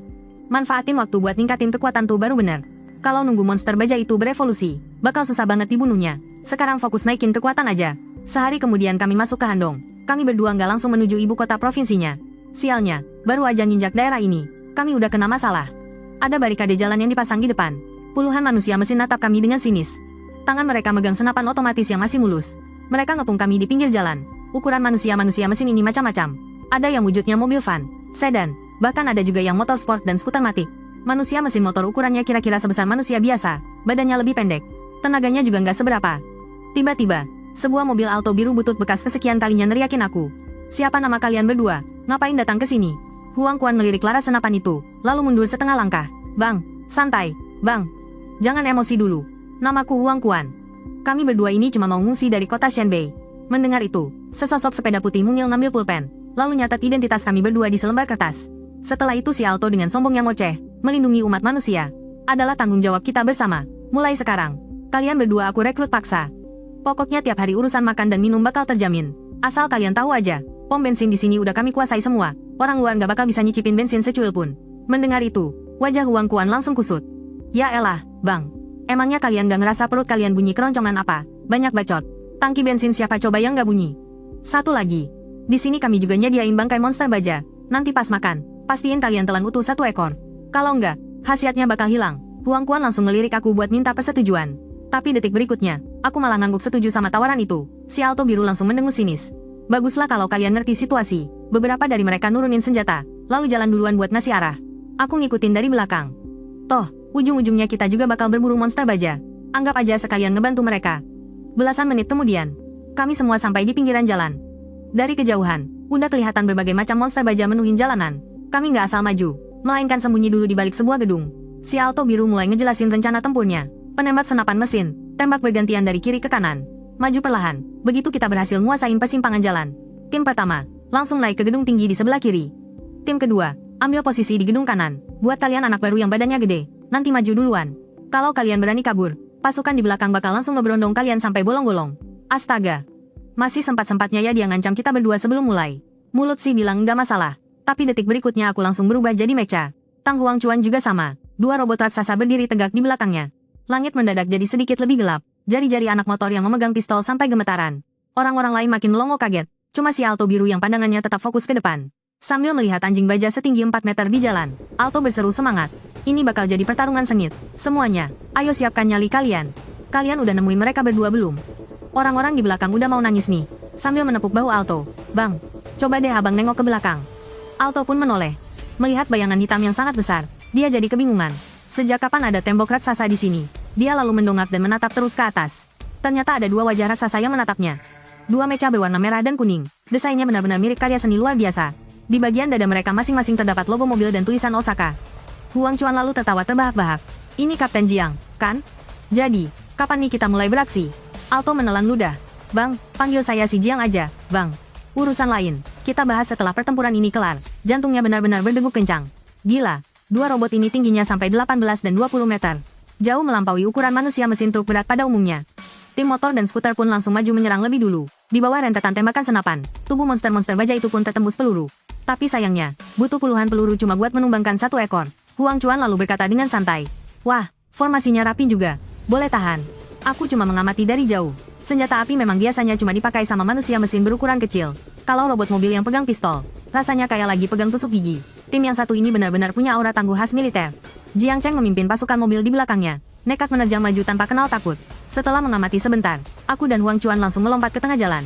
Huang Chuan langsung menghantam si anjing baja, sampai tulang punggung monster itu ringset seketika. Tulang rusuknya remuk, dan keempat kakinya hancur berantakan. Tubuh raksasanya langsung ambruk berlutut, pukulannya benar-benar tembus sampai ke bawah. Sampai isinya muncrat kemana-mana. Sambil ngomel-ngomel jijik, aku melompat ke atas gedung lantai 3. Lau Huang, ngapain sih lo mukul pakai tenaga kuli begitu? Pertahanan di medan tempur mulai jebol. Korban dari pihak manusia mesin pun semakin bertambah. Garis pertahanan sudah nyaris hancur total. Tapi, tepat pada saat itu, terdengar suara letusan senjata dari kejauhan, dan kepala seekor monster baja langsung meledak hancur. Sebuah motor Kawasaki HR modifikasi ekstrem melesat. Motor tanpa pengemudi itu terbang ke udara dan bermanuver, lalu berubah wujud jadi mecha hijau setinggi 1,8 meter, mendarat dengan mulus sambil memegang laras panjang. Ternyata dia adalah Ye Taiying. Tapi dalam sekejap, dia langsung dikepung oleh ratusan monster baja. Dia mengangkat tangannya yang berubah jadi moncong senapan, dan rentetan peluru laser pun meluncur deras. Nggak sampai 10 detik, 100 ekor monster baja itu hancur berkeping-keping. Seluruh medan tempur mendadak hening. Lewat penjelasan dari Huang Chuan, barulah semua orang tahu kalau Ye Taiying adalah anak miskin yatim piatu, sementara Jiang Cheng adalah kapten reserse kepolisian, yang memimpin rekan-rekannya membangun markas untuk melindungi warga. Nah, si Ye Taiying ini berhasil naik level setelah menyerap energi kristal dari monster baja. Melihat kehebatannya, dia langsung memohon pelindungan. Bos, mulai sekarang aku ikut bos aja deh. Aku siap buka jalan, mencari informasi, sampai mengutin kristal. Serahin semua ke aku. Aku sikat semuanya. Lalu Huang Quan langsung menamparnya. Bocah, kau merebut jatahku. Ya, aku memutar bola mata, dan langsung mengurusnya. Makin banyak orang makin bagus. Di bawah arahan Ye Taiying, kami tiba di pasar hewan liar. Anehnya, monster-monster baja di sini sama sekali tidak bertarung. Sangat tertib.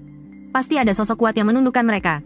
Benar saja, seekor ular piton baja raksasa sepanjang 40 meter, tiba-tiba muncul entah dari mana. Sisiknya yang sebesar telapak tangan memancarkan cahaya dingin. Tanda raja di kepalanya benar-benar menunjukkan siapa penguasa di sini. Aku langsung mengangkat tangan dan menembakkan rentetan peluru laser. Percikan api langsung menyambar kemana-mana. Tapi, tembakanku sama sekali tidak menembusnya. Huang Quan sampai berdecak heran. Ternyata pistol laser ini tidak ada apa-apanya. Ya, di gedung tinggi di kejauhan, Ye Taiying berteriak panik, cepat lari. Tapi melihat kami berdua bukannya mundur, malah langsung menerjang maju. Aku mencabut pedang iblis api. Huang Quan sudah lebih dulu maju menghadapi raksasa itu. Biar aku yang urus kroco-kroconya. Aku langsung melesat ke arah kawanan monster mesin itu. Bila pedang iblis api berkobar dengan suhu yang sangat panas. Saat menebas tubuh monster mesin itu, rasanya semudah memotong tahu. Di sisi lain, Huang Quan menerjang lurus ke arah piton raksasa. Buk, satu pukulan mendarat. Monster baja sepanjang lebih dari 40 meter itu langsung tersungkur. Tubuhnya menghantam dan merubuhkan sebuah gedung, membuat kepulan debu tebal berterbangan kemana-mana. Namun, Huang Quan yang berdiri di tempatnya, wajahnya malah terlihat sangat tegang. Dari balik reruntuhan, piton raksasa itu mengangkat kepalanya dan melesat ke arah Huang Quan. Ia melilit tubuhnya dengan sangat kuat, berniat menelannya bulat-bulat seperti memakan seekor tikus. Huang Quan terpaksa menahan rahang atas dan bawa monster itu sekuat tenaga dengan kedua tangannya. Kekuatan fisik memang keahlian utamanya. Sambil menahan rahang raksasa itu, sang piton sama sekali tidak bisa menggigitnya. Pria dan monster itu saling adu kekuatan. Aku segera menghunuskan pedang iblis api dan berteriak keras, "Huang Tua, menunduk." Aku langsung menebas monster raksasa itu. Sisiknya yang keras hancur seketika terkena suhu super panas dari iblis api. Dan detik berikutnya, piton itu mengaum kesakitan. Setengah badan atasnya langsung terpotong dan terpental jauh. Melihat separuh tubuhnya yang masih meronta-ronta, aku langsung menginjak kepala ular itu. Tanganku menancapkan iblis api dalam-dalam ke bawah. Tengkorak piton raksasa itu seketika tertembus. Kepalanya tertancap mati di tanah. Lalu sedetik kemudian, Ye Daying dengan sigap berlari menghampiri monster itu, mengumpulkan kristal energi, dan membereskan sisa-sisa pertarungan. Ye Daying menyerahkan kristal-kristal yang sudah dikumpulkan ke tanganku. Tanpa ragu, aku langsung meraup 2 genggam kristal, menelannya ke dalam perut untuk memulihkan tenaga yang terkuras hari ini. Lalu, aku memilih kristal milik piton raksasa tadi dan melemparnya ke arah Huang Quan. Dengan cengiran lebarnya, Huang Quan menangkap dan langsung menelan kristal itu. Detik berikutnya, tubuh mesinnya bersinar terang. Tubuhnya tiba-tiba bertambah tinggi 1 meter. Kekuatannya kembali meningkat drastis. Evolusi keempat selesai. Kita lanjutkan lagi besok, kataku. Lalu kami kembali ke markas. Seluruh kawasan universitas ini telah diubah menjadi sebuah benteng pertahanan. Begitu melangkah masuk ke dalam kampus, terlihat sepasang kekasih sedang bergandengan tangan menyusuri jalan. Juga terdengar tawa riang dari para lansia dan anak-anak. Sama sekali tidak terasa suramnya dunia setelah kiamat. Aku dan Huang Quan lalu pergi ke pinggir sungai kecil di luar kota. Si muka tebal ini bersikeras ingin terus menempel pada kami. Tapi baru saja berjalan beberapa langkah, tiba-tiba perasaanku jadi tidak enak. Terasa ada getaran halus dari permukaan tanah. Permukaan sungai di depan kami bahkan dipenuhi riak air yang sangat rapat. Di ujung pandangan kami, terlihat pemandangan puluhan ribu monster sedang berlari beringas. Monster-monster baja itu menggiring dan memburu puluhan ribu warga sipil dan manusia mesin. Siapapun yang terkejar, seketika robek hancur berkeping-keping. Mereka ini kan orang-orang dari markas lain. Gumamku sambil menatap ngeri kawanan monster baja itu. Tapi aku malah kelihatan sangat bersemangat. Kita sepakat dulu ya, kristal dari hasil buruan kita sendiri, jadi milik kita sendiri. Setelah bilang begitu, aku berbalik dan membawa Huang Quan lari menuju pusat kota. Di dalam kampus, semua orang tahu ada gerombolan monster baja yang akan datang. Semuanya jadi panik. Gelombang monster baja pun menyerang. Manusia yang tidak sempat kabur, langsung tertelan arus monster baja. Bahkan manusia mobil yang larinya lambat pun akan tercabik-cabik. Sementara itu, aku bersembunyi di samping sebuah gedung perkantoran yang sudah hancur. Begitu terdengar suara langkah kaki yang padat, aku langsung meninju. Gedung di sebelahku, gedung tinggi yang memang sudah hancur lebur itu, langsung tumbang kena pukulanku. Gedung yang rubuh itu menindih mati segerombolan monster baja, sekaligus menutup total jalanan ini. Banyak sekali monster baja yang tertahan di luar. Lalu, lenganku berubah menjadi senapan mesin Gatling. Aku mengangkat tanganku, dan menembakkan rentetan peluru laser kuning. Peluru berjatuhan deras seperti hujan, memojokkan monster-monster baja itu di jalanan sempit. Mereka tidak bisa menghindar sama sekali. Monster baja itu bertumbangan satu per satu. Kelompok yang aku sergap kali ini, jumlahnya ada sekitar 200 hingga 300 ekor monster baja biasa. Tepat pada saat itu, dari sudut jalan, seekor monster baja berbentuk babi hutan menerjang maju. Aku langsung melayangkan tinju ke monster babi hutan setinggi 12 meter di depanku. Detik berikutnya, taringnya langsung patah. Seluruh kepalanya meledak. Setelah membereskan babi hutan baja itu, aku berteriak pada Ye Daying yang bersembunyi di sudut. Aku pergi kejar monster baja yang lain. Kamu ikutin dari belakang dan gali semua kristalnya. Mendengar itu, Ye Daying melompat turun dari tembok, dan mulai menggali kristal. Dia melihat mayat-mayat monster baja yang berserakan di mana-mana. Belasan menit kemudian, mengikuti arah suara tembakan, Ye Daying memanggul karung dan tiba di medan tempur kedua. Perumahan itu hancur berantakan. Di mana-mana terlihat gedung runtuh dan patah, serta mayat monster baja yang berserakan. Monster baja di sini banyak banget. Di antaranya banyak hewan besar yang sudah berevolusi 4 kali. Waktu Ye Daying sampai, dia cuma melihatku duduk sendirian di atas puing-puing. Ye Daying buru-buru menyerahkan karungnya kepadaku, lalu berbalik dan lanjut mengorek kristal dari mayat monster baja. Aku membuka karung itu, mengambil kristalnya, dan langsung memakannya segenggam demi segenggam di depan Ye Daying. Tenagaku terkuras sangat cepat, jadi aku harus cepat-cepat mengisi energi. Dengan cepat, berkarung-karung kristal itu habis di bawah tatapan Huang Quan dan Ye Daying. Hei, Lao Wang, gimana kalau kita latihan tanding sedikit? Mendengar itu, Huang Quan diam-diam kegirangan. Boleh saja. Tapi kita sepakat dulu ya, kamu nggak boleh pakai kekuatan iblis apimu. Aku tertawa keras. Boro-boro pakai itu, aku bahkan bakal ngasih kamu Vo 1 tangan. Orang ini baru saja naik level ke tahap dewasa. Kulihat dia sedikit memungkukkan badannya, kakinya menekan kuat ke tanah, dan seluruh tubuhnya melesat maju bagaikan pegas. Dia melepaskan pukulan ke arah wajahku. Aku mundur setengah langkah, dan dengan santai menghindari pukulan itu. Lalu, 5 jari tangan kiriku mengepal erat. Dari kepalan tangan hingga ke lengan, warnanya berubah menjadi sangat hitam pekat. Dalam sekejap, aku meninju perut Huang Quan. Seketika itu juga, raut wajah Huang Quan langsung berubah. Tubuhnya terlempar melayang ke belakang, dan jatuh menghantam tanah belasan meter dari tempatku, membangkitkan debu tebal. Kristal di tangan Ye Daying entah kapan sudah jatuh ke tanah. Dia menatap dengan pandangan kosong. Selama 3 menit penuh, barulah Huang Quan bisa bangkit lagi dari tanah. Matanya menatap lurus ke lenganku yang hitam pekat, dan pupil matanya langsung menyusut kaget. Tinju macam apa ini? Saat itu juga, aku merasa seperti mau tembus dihajar olehmu. Warna hitam perlahan memudar. Wajar sih, soalnya ini evolusiku yang ke-6. Mulai dari evolusi ke-6, tubuhku bakal punya satu lapisan penguat lagi. Aku menyebutnya armor. Baik kekuatan maupun daya tahannya meningkat drastis. Ditembak pakai bazooka pun gak bakal tembus. Kalau seluruh tubuh sudah tertutup armor ini sepenuhnya, itu artinya sudah masuk tingkat Lord. Sebenarnya, aku juga baru aja nembus evolusi ke-6 ini setelah menelan ribuan kristal energi. Aku nyuruh teman-temanku istirahat di tempat, sementara aku sendiri pergi nyari beberapa ekor monster baja buat pemanasan. Di kehidupanku yang dulu, aku cuma bertahan hidup sampai fase dewasa. Kekuatan evolusi ke-6 ini harus cepat-cepat aku kuasai. Aku pakai armor buat ngelindungin lengan, sengaja ngalah biar monster-monster itu bisa mendekat dan menggigitku. Setelah ngetes pertahanan selama lebih dari setengah jam, dengan sigap aku mencabut pedang tempurku, si iblis api. Saatnya ngirim para pecundang ini ke neraka. Aku penasaran banget sama kekuatan dari mode Gear 2. Aku langsung mendorong kekuatan pedang ini sampai batas maksimal. Benda ini benar-benar kayak pompa air berdaya tinggi. Dia nguras habis energi kristal di tubuhku dengan gila-gilaan. Cahaya pedangnya berkedip liar antara 8-10 meter. Suhu di sekitarku melonjak drastis. Tepat saat aku mikir bakal disedot sampai kering, keluaran energinya akhirnya stabil. Panjang bila pedangnya tetap 8 meter, tapi warnanya merah pekat sampai kayak mau netesin darah. Udara dalam radius 2 meter di sekitar pedang, sampai terdistorsi parah saking panasnya. Aku membidik sebuah gedung perkantoran setinggi 20 meter di depanku. Aku mengangkat iblis api dengan kedua tangan, lalu menebasnya dengan brutal dari atas ke bawah. Begitu tebasan selesai, aku buru-buru balik ke mode Gear 1 buat nentiin aliran energi. Energi di tubuhku jelas nggak bakal kuat diperas untuk kedua kalinya sama pedang vampir ini. Hanya dalam 2 detik, sebuah garis hitam lurus tiba-tiba muncul membelah bagian tengah gedung itu. Aku mengulurkan tangan dan mendorongnya pelan. Dan setengah dari bangunan itu pun runtuh bergemuruh, menyisakan bekas potongan yang mulus kayak cermin. Aku sendiri sampai nggak sadar menahan napas saking kagetnya. Suhu pedang di Gear 1 itu 1500 derajat. Di Gear 2, suhunya langsung melonjak gila-gilaan sampai 5000 derajat. Ketajaman yang gak masuk akal ini pasti bisa membelah armor tingkat tinggi manapun. Sekarang, dengan memegang pedang ini, monster tingkat Lord sekalipun berani aku tantang duel. Ngebantai musuh yang levelnya di atasku udah bukan masalah lagi. Walaupun energi evolusi ke-6ku sekarang cuma cukup buat ngeluarin satu tebasan puncak ini, tapi ini cocok banget buat pura-pura lemah. Kalau ketemu musuh kuat, serangan mendadak ini pasti bisa bikin mereka mati kutu. Tepat saat itu, aku menoleh ke jalanan yang jaraknya beberapa ratus meter. Teman lamaku, Jiang Cheng, lagi ngelindungin sekelompok survivor yang lari terbirit-birit. Di belakang mereka, puluhan monster baja yang ganas mengejar dengan buas. Begitu rombongan itu keluar dari tikungan, mereka semua langsung kaku di tempat kayak kena sihir pembeku. Semuanya melongo menatapku. Menatap wujud mecha merah setinggi 18 meter ini, pikiran mereka pasti terpaku pada pemandangan gila barusan. Saat aku membelah seluruh gedung itu cuma dengan satu tebasan, Jiang Cheng tiba-tiba tersadar. Dia teriak nyuruh yang lain jangan bengong dan cepat lari menyelamatkan diri. Tapi pas dia menoleh ke belakang, monster-monster yang tadi ganasnya minta ampun itu, sekarang malah pada ciut. Kawanan monster baja itu pasti mengenaliku. Sang dewa kematian yang udah ngebantai ribuan kaum mereka. Mereka ketakutan dan langsung putar balik. Beberapa bahkan sampai tersandung dan merangkak kabur demi nyawa mereka. Insting binatang untuk bertahan hidup ngasih tahu mereka. Kalau berhadapan denganku, ujung-ujungnya pasti mati. Padahal aku cuma ngelirik sekilas ke arah mereka. Tapi udah cukup buat bikin para monster sialan itu ketakutan setengah mati. Terdengar suara tegukan ludah berkali-kali dari kerumunan survivor itu. Seseorang bertanya dengan nada syok. Dewa macam apa yang bisa bikin kawanan monster kabur cuma dengan tatapan mata? Jiang Cheng menatapku dengan ekspresi yang sulit diartikan. Sambil menghela napas panjang, dia menyebutkan namaku di depan mereka.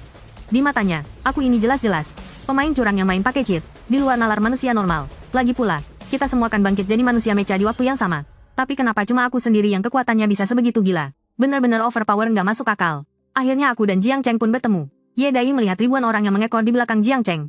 Matanya hampir melotot keluar. Dia sih sudah hafal betul tabiat tak tahu diuntung dari para penyintas ini. Benar-benar nggak nyangka, Jiang Cheng malah sok baik hati membawa beban-beban ini bersamanya. Jiang Cheng menghela napas. Dia bilang, semua orang terpencar karena serbuan monster. Jadi selamatkan saja siapapun yang bisa diselamatkan. Apalagi di kelompok itu ada ibu hamil dan anak-anak. Dia benar-benar nggak tega ninggalin mereka begitu saja. Huang Quan bersandar di tumpukan puing tanpa membuka matanya sedikit pun. Dengan malas, dia memperingatkan para pengungsi.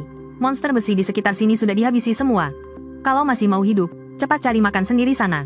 Setelah Jiang Cheng menangkupkan tangan berterima kasih, dia langsung berbalik, meneriaki warga biasa itu untuk segera mencari perbekalan. Melihat Jiang Cheng yang kini bertindak tegas, aku mengangguk dalam hati.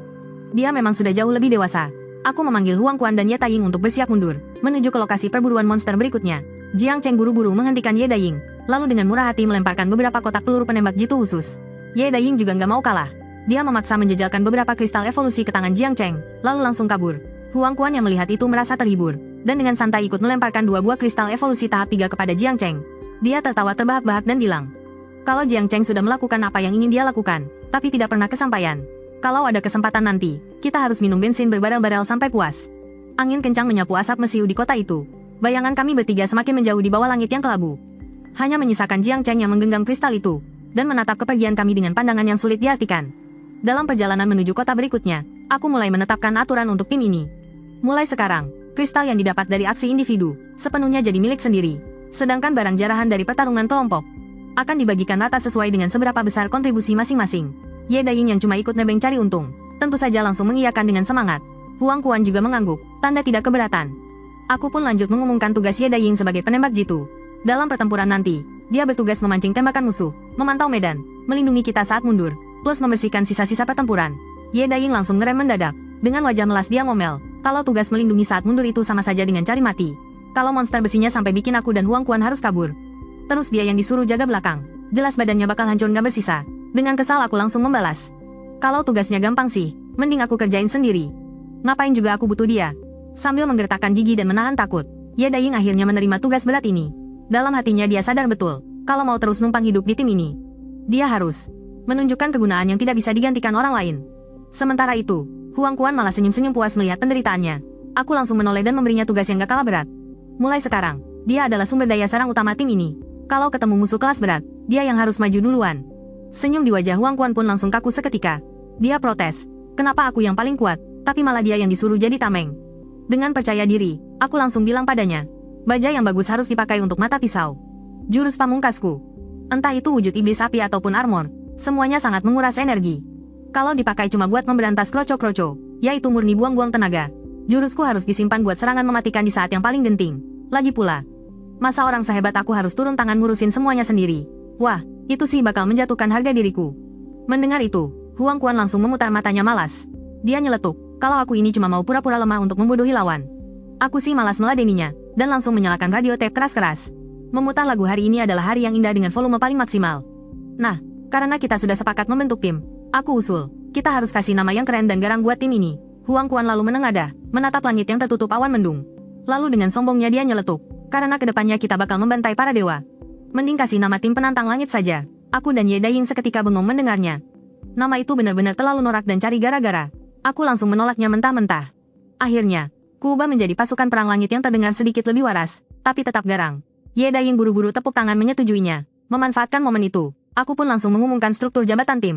Sudah pasti, aku yang menjabat sebagai kapten tim, sementara Huang Quan adalah wakil kaptennya. Dan Ye Daiying, ngalah sedikit lah ya. Kau jadi ketua divisi 1. Sambil nyengir aku bilang, tenang saja, aku ini anti kediktatoran kok. Kalian bebas kalau mau mengajukan pendapat yang berbeda. Tapi, Huang Quan malah memelototiku dan diam-diam mengumpat kesal. Namanya sudah kutentukan. Jabatannya juga sudah kuatur semuanya sendirian. Lah, terus mereka ini disuruh berpendapat soal apanya coba? Ye Daiying malah kegirangan sampai tepuk tangan, dan bilang bakal nurut sepenuhnya sama perintahku. Huang Quan ngeledek, dia itu nggak punya pasukan satupun. Ngapain heboh banget sih? Sambil senyum, aku nepuk pundak Ye Daiying, janji bakal cariin dia senapan baret anti-tank nanti. Di dunia kiamat yang sialan ini, maju sendirian pasti nggak bakal bertahan lama. Aku udah lama ngincar kekuatan Huang Quan, si calon dewa perang daratan ini. Bawa dia masuk ke tim, jelas jadi kartu as terbesarku buat bertahan di dunia yang kacau ini. Aku bakal bentuk sendiri sebuah pasukan yang meski jumlahnya dikit, tapi sanggup melibas seluruh dunia, yaitu pasukan tempur kendaraan baja. Di era hancur yang penuh mecha dan dikuasai para panglima perang ini, kita harus buka jalan darah. Permainan judi hukum rimba di dunia yang kacau ini udah dimulai. Kalau nggak punya modal yang kuat, kita bakal dihabisi sama bandar. Nah, dalam perjalanan ke Qingzhou, kita bakal ngelewatin Yangcheng. Itu adalah markas aman dari pasukan utama Handong. 2 hari kemudian, pas sore hari, kami bertiga nyampe di jembatan Sungai Han, belasan kilometer di luar Yangcheng. Angin dingin yang niup benar-benar bikin tulang ngilu. Ye Daiying berdiri di atas jembatan yang panjangnya ratusan meter itu, sambil nunduk ngeliatin permukaan sungai yang berkilau. Ini tuh jalan paling cepat buat ke Yangcheng. Tapi anehnya, sepi banget kayak kuburan. Di ujung jembatan ada sebuah papan peringatan. Tulisannya, awas monster sungai. 2 hari ini, kami emang udah ngeberesin tempat-tempat lain di Handong, dan ngebantai hampir semua monster baja dewasa di sana. Waktu ngelihat papan ini, bukannya takut, kami malah makin semangat. Ye Daiying matanya jeli, ngelihat sesuatu di dalam sungai. Ada bayangan hitam raksasa yang lewat. Aku langsung ngasih aba-aba buat gerak pakai cara lama.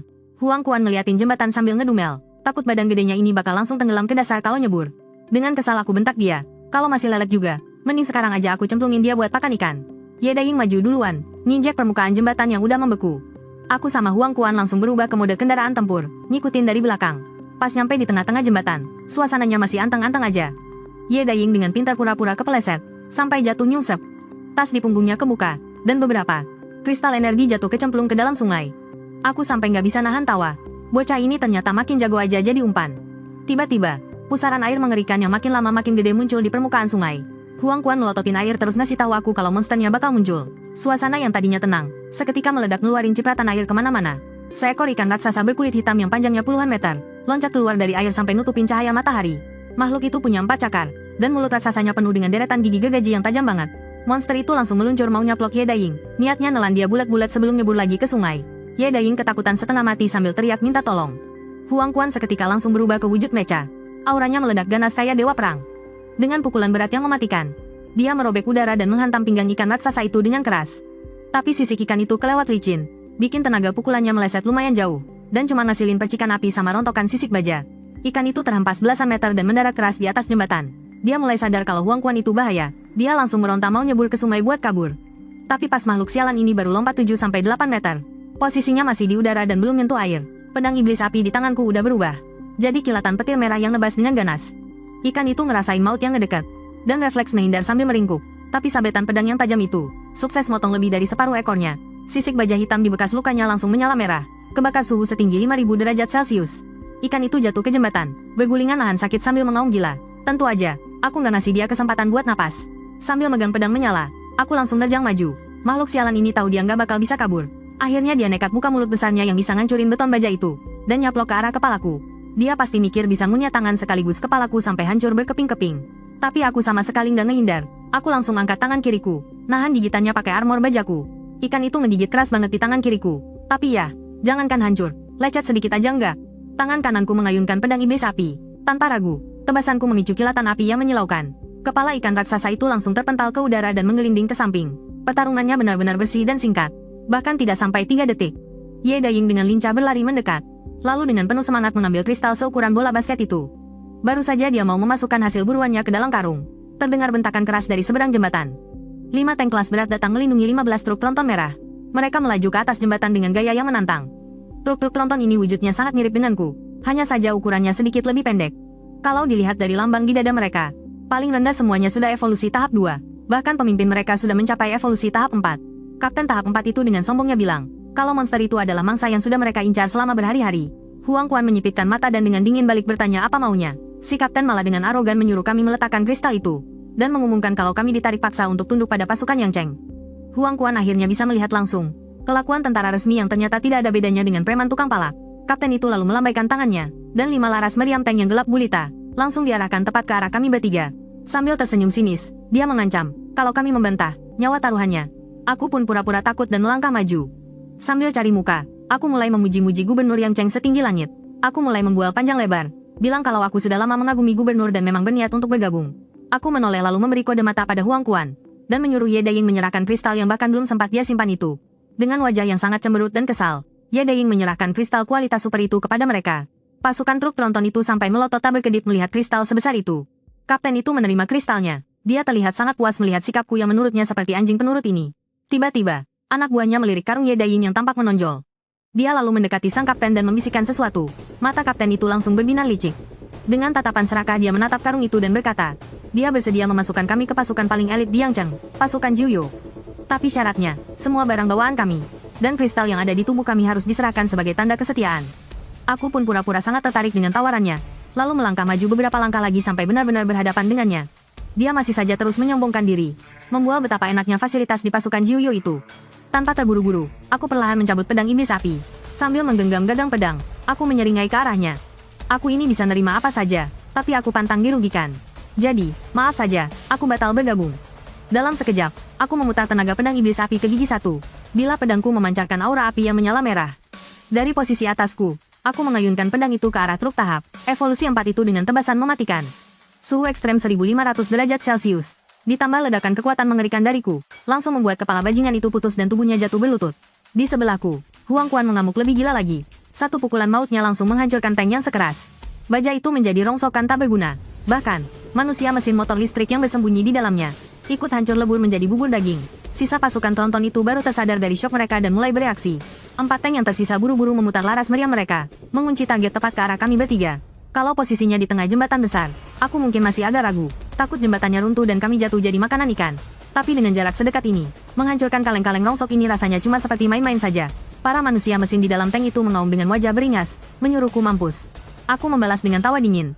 Kuangkat zira tangan kiriku, dan dengan tangan kosong aku menutup paksa lubang meriam itu. Diikuti suara dentuman yang teredam, peluru meriam itu gagal meluncur dan langsung meledak di dalam larasnya sendiri. Tanpa buang waktu, aku menebaskan pedang iblis api secara terbalik, dan langsung membelah tank rusak itu menjadi 2 bagian. Di sisi lain, beberapa tinju maut Huang Quan sukses meremukan sisa tank yang ada. Detik berikutnya, dia mencabut senapan laser, menembakinya secara membabi buta dan menumbangkan semua manusia mesin yang masih berdiri. Sementara itu, Ye Daing jongkok di tepi jembatan membidikan senapan runduk modifikasinya. Dia melepaskan satu tembakan ke udara. Tembakannya sangat akurat mengenai pesawat nirawak pengintai. Di atas sana sampai terbakar dan jatuh menukik. Dia lalu berteriak menyuruh kami segera mundur. Drone pasti sudah mengirimkan videonya kembali. Banyak bala bantuan akan segera datang. Dengan memegang tradisi luhur pencuri yang tak pernah pulang dengan tangan kosong, aku menguras kristal dari pasukan truk berat ini dengan kecepatan cahaya, lalu langsung kabur. Ye Daing tetap di belakang, bertugas menahan musuh dan mengintai. Sementara aku dan Huang Quan ngebut berdampingan menyusuri jalan raya. Saat itulah Huang Quan baru sadar dan mulai panik. Dia mengumpat dan bilang dia sudah naik ke kapal bajak lautku. Berani-beraninya menghancurkan tank tentara reguler kekaisaran. Biasanya kalau ketemu tank begitu, dia pasti langsung sujud dan manggil bos. Sekarang kita mungkin akan dikepung oleh ratusan ribu pasukan. Aku suruh dia tenang saja. Sekarang seluruh kekaisaran Changlong lagi kacau balau. Gubernur Yang Cheng, Jiang Tianyun, cuma panglima perang daerah yang mau jadi kaisar lokal mumpung lagi kacau. Pahlawan lahir di masa krisis. Grup-grup yang kuat lagi pada sibuk merdeka. Gak ada waktu buat buron kita di seluruh kekaisaran. Lagian kita ini orang nekat, gak takut sama orang kaya. Kapan aja bisa kabur. Jangankan pasukan abal-abalnya Jiang Tianyun, pasukan elit kekaisaran yang asli pun bakal aku tebas kalau menghalangi. Wajah Huang Quan pucat pasi ketakutan. Dia bilang ratusan ribu pasukan itu, masing-masing ngeludah sekali aja. Ludahnya bisa nenggelamin kita. Baru aja dia selesai ngomong. Dari langit terdengar suara baling-baling helikopter serang yang memekakkan telinga. Ye Daing yang bertugas nahan musuh, tancap gaspol dan menyusul kami berdua secepat kilat. Kecepatan larinya yang gila, 400 km per jam, bikin aku dan Huang Quan kelihatan kayak 2 kura-kura yang lagi merangkak. Bibir Ye Daing sampai gemetar ketakutan. Dia bilang kali ini kita benar-benar bikin masalah besar. Di belakang ada 10 helikopter serang yang syarat dengan rudal portabel. Aku menatap remeh, mikir yang terbang di langit itu cuma sasaran empuk. Tembak jatuh satu persatu mah gampang banget. Sambil mau nangis, Ye Daing nambahin. Di darat juga ada ratusan truk berat mecha setinggi belasan meter yang hitam pekat. Di belakangnya bahkan ada pasukan mecha kecil yang bawa peluncur roket. Begitu Huang Quan dengar ini, kakinya terpeleset dan langsung menabrak hancur pagar pembatas jalan. Dengan frustrasi dia mengeluh. Tahu gitu nggak usah nyerang tadi. Sekarang kita pasti bakal dihancurin sampai jadi abu. Aku balas ngegas tanpa ampun. Padahal tadi dia yang paling semangat bunuh-bunuhan. Sekarang sok penakut. Sadar kalau masuk jalan tol pasti mati konyol. Cepat atau lambat bakal dikejar sama pasukan mesin ini. Aku langsung mutusin buat ubah rute. Lari ke titik kumpul Gunung Baisou yang gak jauh dari situ. Medannya di sana sangat terjal. Setelah mendaki lereng curam ratusan meter, ada puncak gunung yang luas. Di belakang puncak gunung ada pegunungan primitif yang membentang puluhan mil. Paling cocok buat kita kabur. Tepat pada saat itu, helikopter serang di atas kepala langsung nembakin rudal ke arah kami. Suara ledakan yang memekakkan telinga terus terdengar, bikin lubang-lubang besar yang berasap di tanah. Kita bertiga cuma bisa pegangan kepala, lari menghindar dengan gila-gilaan di tengah hujan tembakan. Ye Daing yang ngandelin kecepatan, nginjek gas dalam-dalam. Ninggalin kata aku jalan duluan. Lalu hilang tanpa jejak. Aku saking marahnya sampai menggertakkan gigi, berubah ke wujud mecha dan mengayunkan tangan kiri berlapis baja, nahan rudal yang jatuh dengan pukulan keras. Gelombang kejut dari ledakan dahsyat itu bikin aku mundur beberapa meter. Pecahan logam yang tak terhitung jumlahnya menggores bodi kendaraan dan memercikkan bunga api. Aku dan Huang Quan memanfaatkan kesempatan itu untuk segera mengangkat senapan laser dan menembak balik dengan gila-gilaan ke arah helikopter di langit. Para pilot itu sama sekali nggak nyangka kita bakal melawan balik. 4 atau 5 helikopter langsung kita jatuhkan di tempat. Sisa helikopter kayak burung yang ketakutan. Ketakutan sampai langsung menjauh, nggak berani mendekat lagi. Manfaatin waktu jeda yang berharga ini, aku dan Huang Quan lari mati-matian menuju titik kumpul. Nggak lama kemudian, pasukan baja yang terdiri dari ratusan truk berat tiba di lokasi. Pemimpinnya adalah mecha berat berwarna biru setinggi 18 meter. Dia melihat puing-puing helikopter yang berserakan di tanah, dan mengumpat dengan marah, ngatain semuanya nggak berguna. Sambil berteriak menyuruh anak buahnya pakai rudal dan meriam, hancurkan tubuh kita tanpa mempedulikan biayanya. Pasukan reguler di helikopter di langit. Orang-orang itu dimaki sampai wajah mereka pucat menahan marah. Tangan mereka menggenggam erat tuas kendali. Di dalam hati, mereka benar-benar meremehkan kapten yang memimpin mereka ini, si Jiang Yanjun. Keparat ini sebelum bencana cuma preman proyek galian tanah. Dia bisa dapat posisi tinggi begini cuma karena punya banyak truk tanah, lalu menjilat ke gubernur. Sekarang malah berani sok berkuasa menyuruh-nyuruh tentara resmi seperti mereka. Benar-benar penghinaan besar buat seorang prajurit. Di gazebo puncak Bukit Dianjiang, Ye Daiying melihat aku dan Huang Quan dikejar-kejar sampai lari kocak-kacir. Dia membulatkan tekad, mengangkat senapan runduknya, dan dor. Tepat sasaran. Satu helikopter tempur langsung meledak hancur. Melihat helikopter itu jatuh dengan asap hitam mengepul, tangannya berkeringat dingin. Dia menggerutu dengan wajah setengah menangis. Sekarang benar-benar nggak ada jalan mundur lagi, ucapnya. Sebelum bencana, dia cuma orang jujur yang masuk kantor polisi saja belum pernah. Siapa sangka hari ini dia berani nekat melawan tentara resmi Kekaisaran. Tapi sensasi gila ini benar-benar bikin candu. Aku dan Huang Quan berlari mati-matian sampai ke kaki bukit. Kami langsung berubah wujud menjadi mecha dan mulai mendaki bukit dengan gila-gilaan. Di belakang kami, rudal, roket, dan peluru senapan mesin berat turun bertubi-tubi layaknya hujan lebat. Hanya dalam beberapa detik, situs bersejarah ribuan tahun itu hancur lebur. Puing-puing batu berterbangan kemana-mana. Melihat sebuah rudal dengan asap putih meluncur deras ke punggung Huang Quan, aku langsung mengulurkan tangan kiriku. Ziraku menahan keras rudal mematikan itu. Ledakan dahsyat langsung pecah tepat di belakang kami. Gelombang kejut yang kuat mementalkan Huang Quan ke tanah. Aku berteriak lantang, cepat pergi, nggak usah pedulikan aku. Asal kita bisa melewati bukit ini, kita bakal selamat. Huang Quan menggetakkan giginya, bangkit, dan bergegas naik ke puncak. Di saat yang sama, senapan runduk di tangan Ye Daiying dari atas puncak sudah seperti malaikat maut yang sedang mencabut nyawa. Satu tembakan, satu helikopter tempur tumbang. Mereka berjatuhan ke tanah satu persatu tanpa henti. Jiang Yanjun yang memimpin di bawah, melihat sumber daya tak tergantikan itu hancur berjatuhan satu persatu. Dia mengamuk dan memaki sejadi-jadinya. Dia tahu betul, kehilangan helikopter sebanyak ini pasti akan membuatnya mati kutu saat lapor ke markas nanti. Dengan napas memburu karena marah, dia langsung memberi perintah. Belasan robot mecha kecil yang memanggul peluncur roket berbaris rapi. Semua moncong senjata serentak mengarah ke puncak bukit. Dia berniat meratakan puncak dengan tembakan membabi buta untuk menghabisi Ye Daiying. Melihat itu, kelopak mata Ye Daiying berkedut ngeri. Kapten, jaga dirimu, teriaknya kencang. Dia langsung berbalik dan lari dari belakang gazebo, menuju tepian jurang, dan melompat turun dari tebing curam setinggi 100 meter. Dia menjatuhkan dirinya ke dalam rimbunnya hutan pegunungan. Nyaris di detik yang sama, belasan roket meluncur deras menghantam puncak bukit itu. Puncak bukit yang awalnya datar sebesar lapangan basket, dalam sekejap rata dengan tanah. Huang Quan yang sedang mati-matian memanjat, sampai merinding bersimbah keringat dingin. Dia bersyukur belum sampai ke atas, kalau enggak, dia pasti sudah jadi abu. Sementara itu, aku yang berada di lereng bukit sudah benar-benar kalap. Pedang iblis api di tanganku berubah menjadi sabit malaikat maut.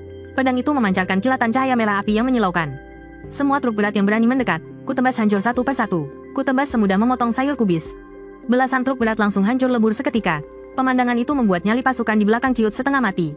Mereka sama sekali nggak berani maju selangkah pun. Padahal sama-sama pakai mecha kelas truk berat. Kenapa kekuatanku bisa segila ini? Jiang Yanjun menatap tajam ke tanganku.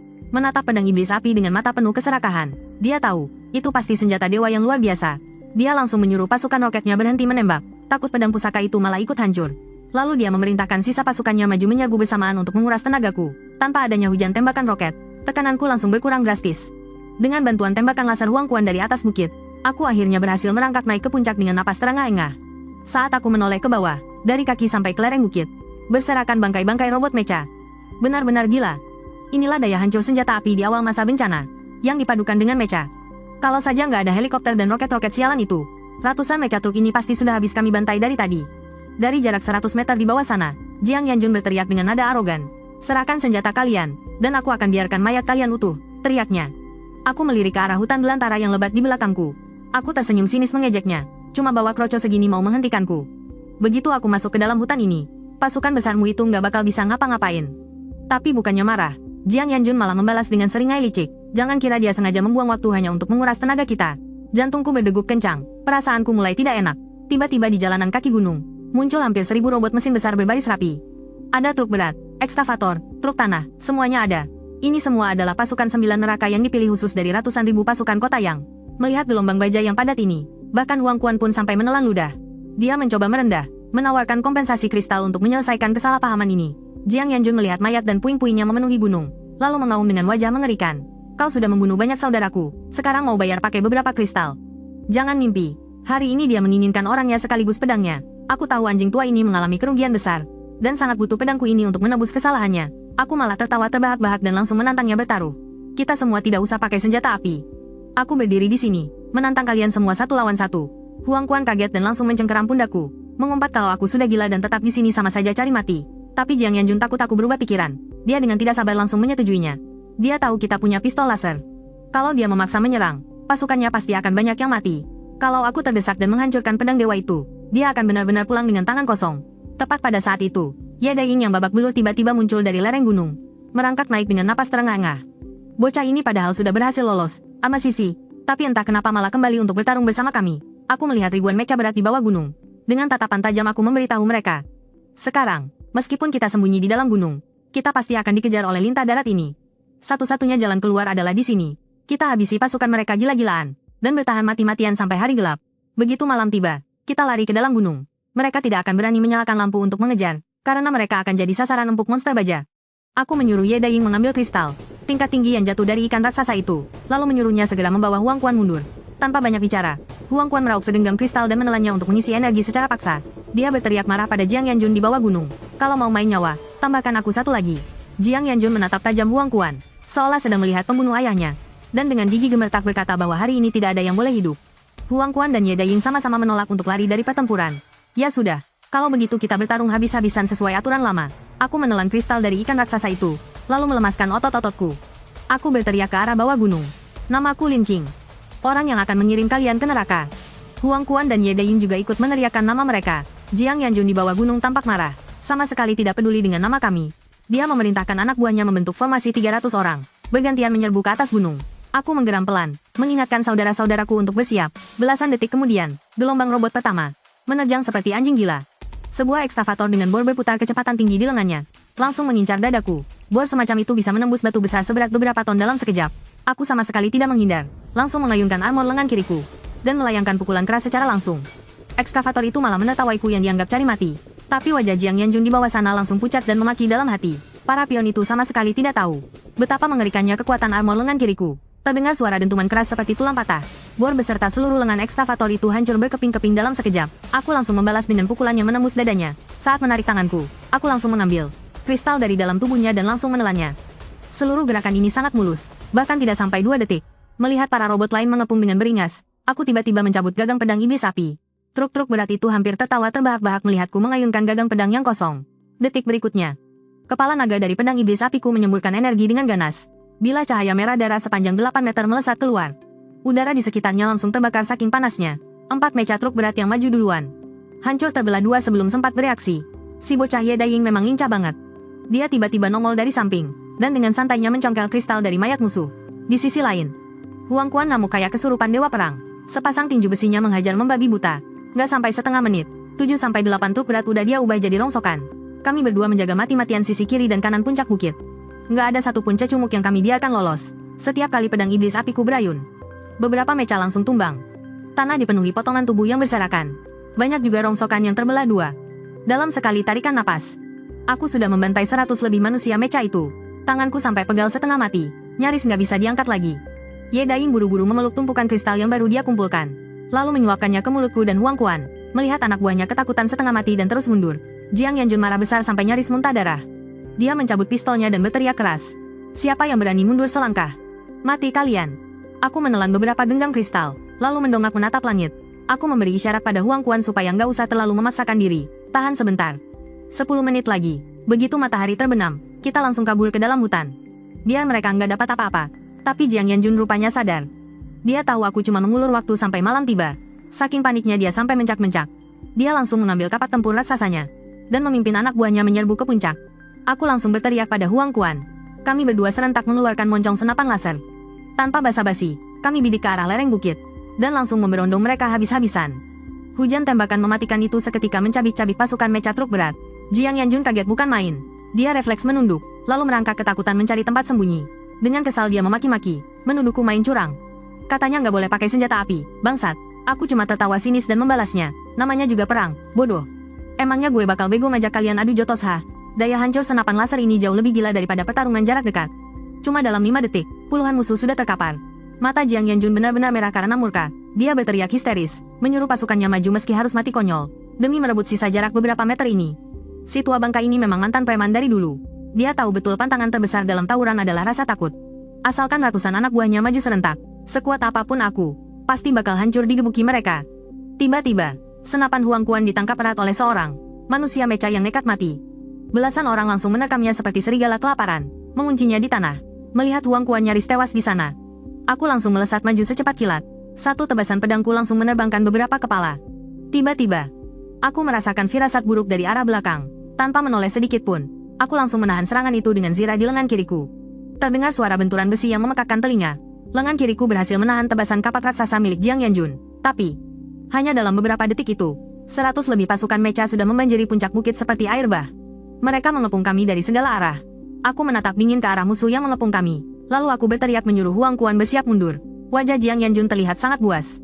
Dia mengaum, "Kalian udah bunuh banyak orangku. Hari ini, dewa manapun yang turun, kalian berdua tetap harus mati."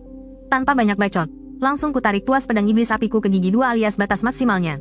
Suhu panas 5000 derajat membuat cahaya pedang berubah jadi merah pekat seperti darah. Udara di sekitarnya sampai terdistorsi saking gilanya gelombang panas itu. Aku berbalik dan langsung menerjang ke tengah kerumunan pasukan truk musuh. Dengan seluruh tenaga yang tersisa, aku memutar lenganku dan melepaskan satu tebasan mematikan. Panjang pedang iblis api ditambah rentang lenganku menciptakan lingkaran sabit kematian sejauh 17 meter. Semua manusia mecha yang berada di radius maut itu hancur terbelah dua sebelum mereka sempat menjerit. Suara lolongan tragis menggema di seluruh pegunungan. Area di sekitarku langsung bersih, menyisakan ruang kosong yang mengerikan. Aku langsung menyimpan pedangku. Tanpa ragu sedikit pun, aku melompat ke bawah lereng bukit yang curam. Huang Quan dan Ye Daying mengikutiku dari belakang, ikut terjun bersamaku. Pasukan sisa Jiuyo yang beruntung masih hidup. Ketakutan setengah mati melihat tebasan mematikan yang menghancurkan segalanya itu. Sama sekali tidak ada yang berani maju selangkah pun untuk mengejar. Jiang Yanjun mematung di lereng gunung sambil menggenggam erat kapak tempurnya, menatap potongan tubuh yang berserakan mengerikan di tanah. Tubuhnya gemetar menahan amarah. Tadi, tepat saat cahaya golokku berubah merah, insting bertarungnya yang sudah terasa selama bertahun-tahun menyelamatkannya. Dia mati-matian menghindar ke belakang. Kalau saja dia tidak lari secepat kilat, pasti dia sudah jadi salah satu tumpukan daging cincang di tanah itu. Salah satu anak buahnya bertanya dengan gemetar, apa mereka harus terus mengejar?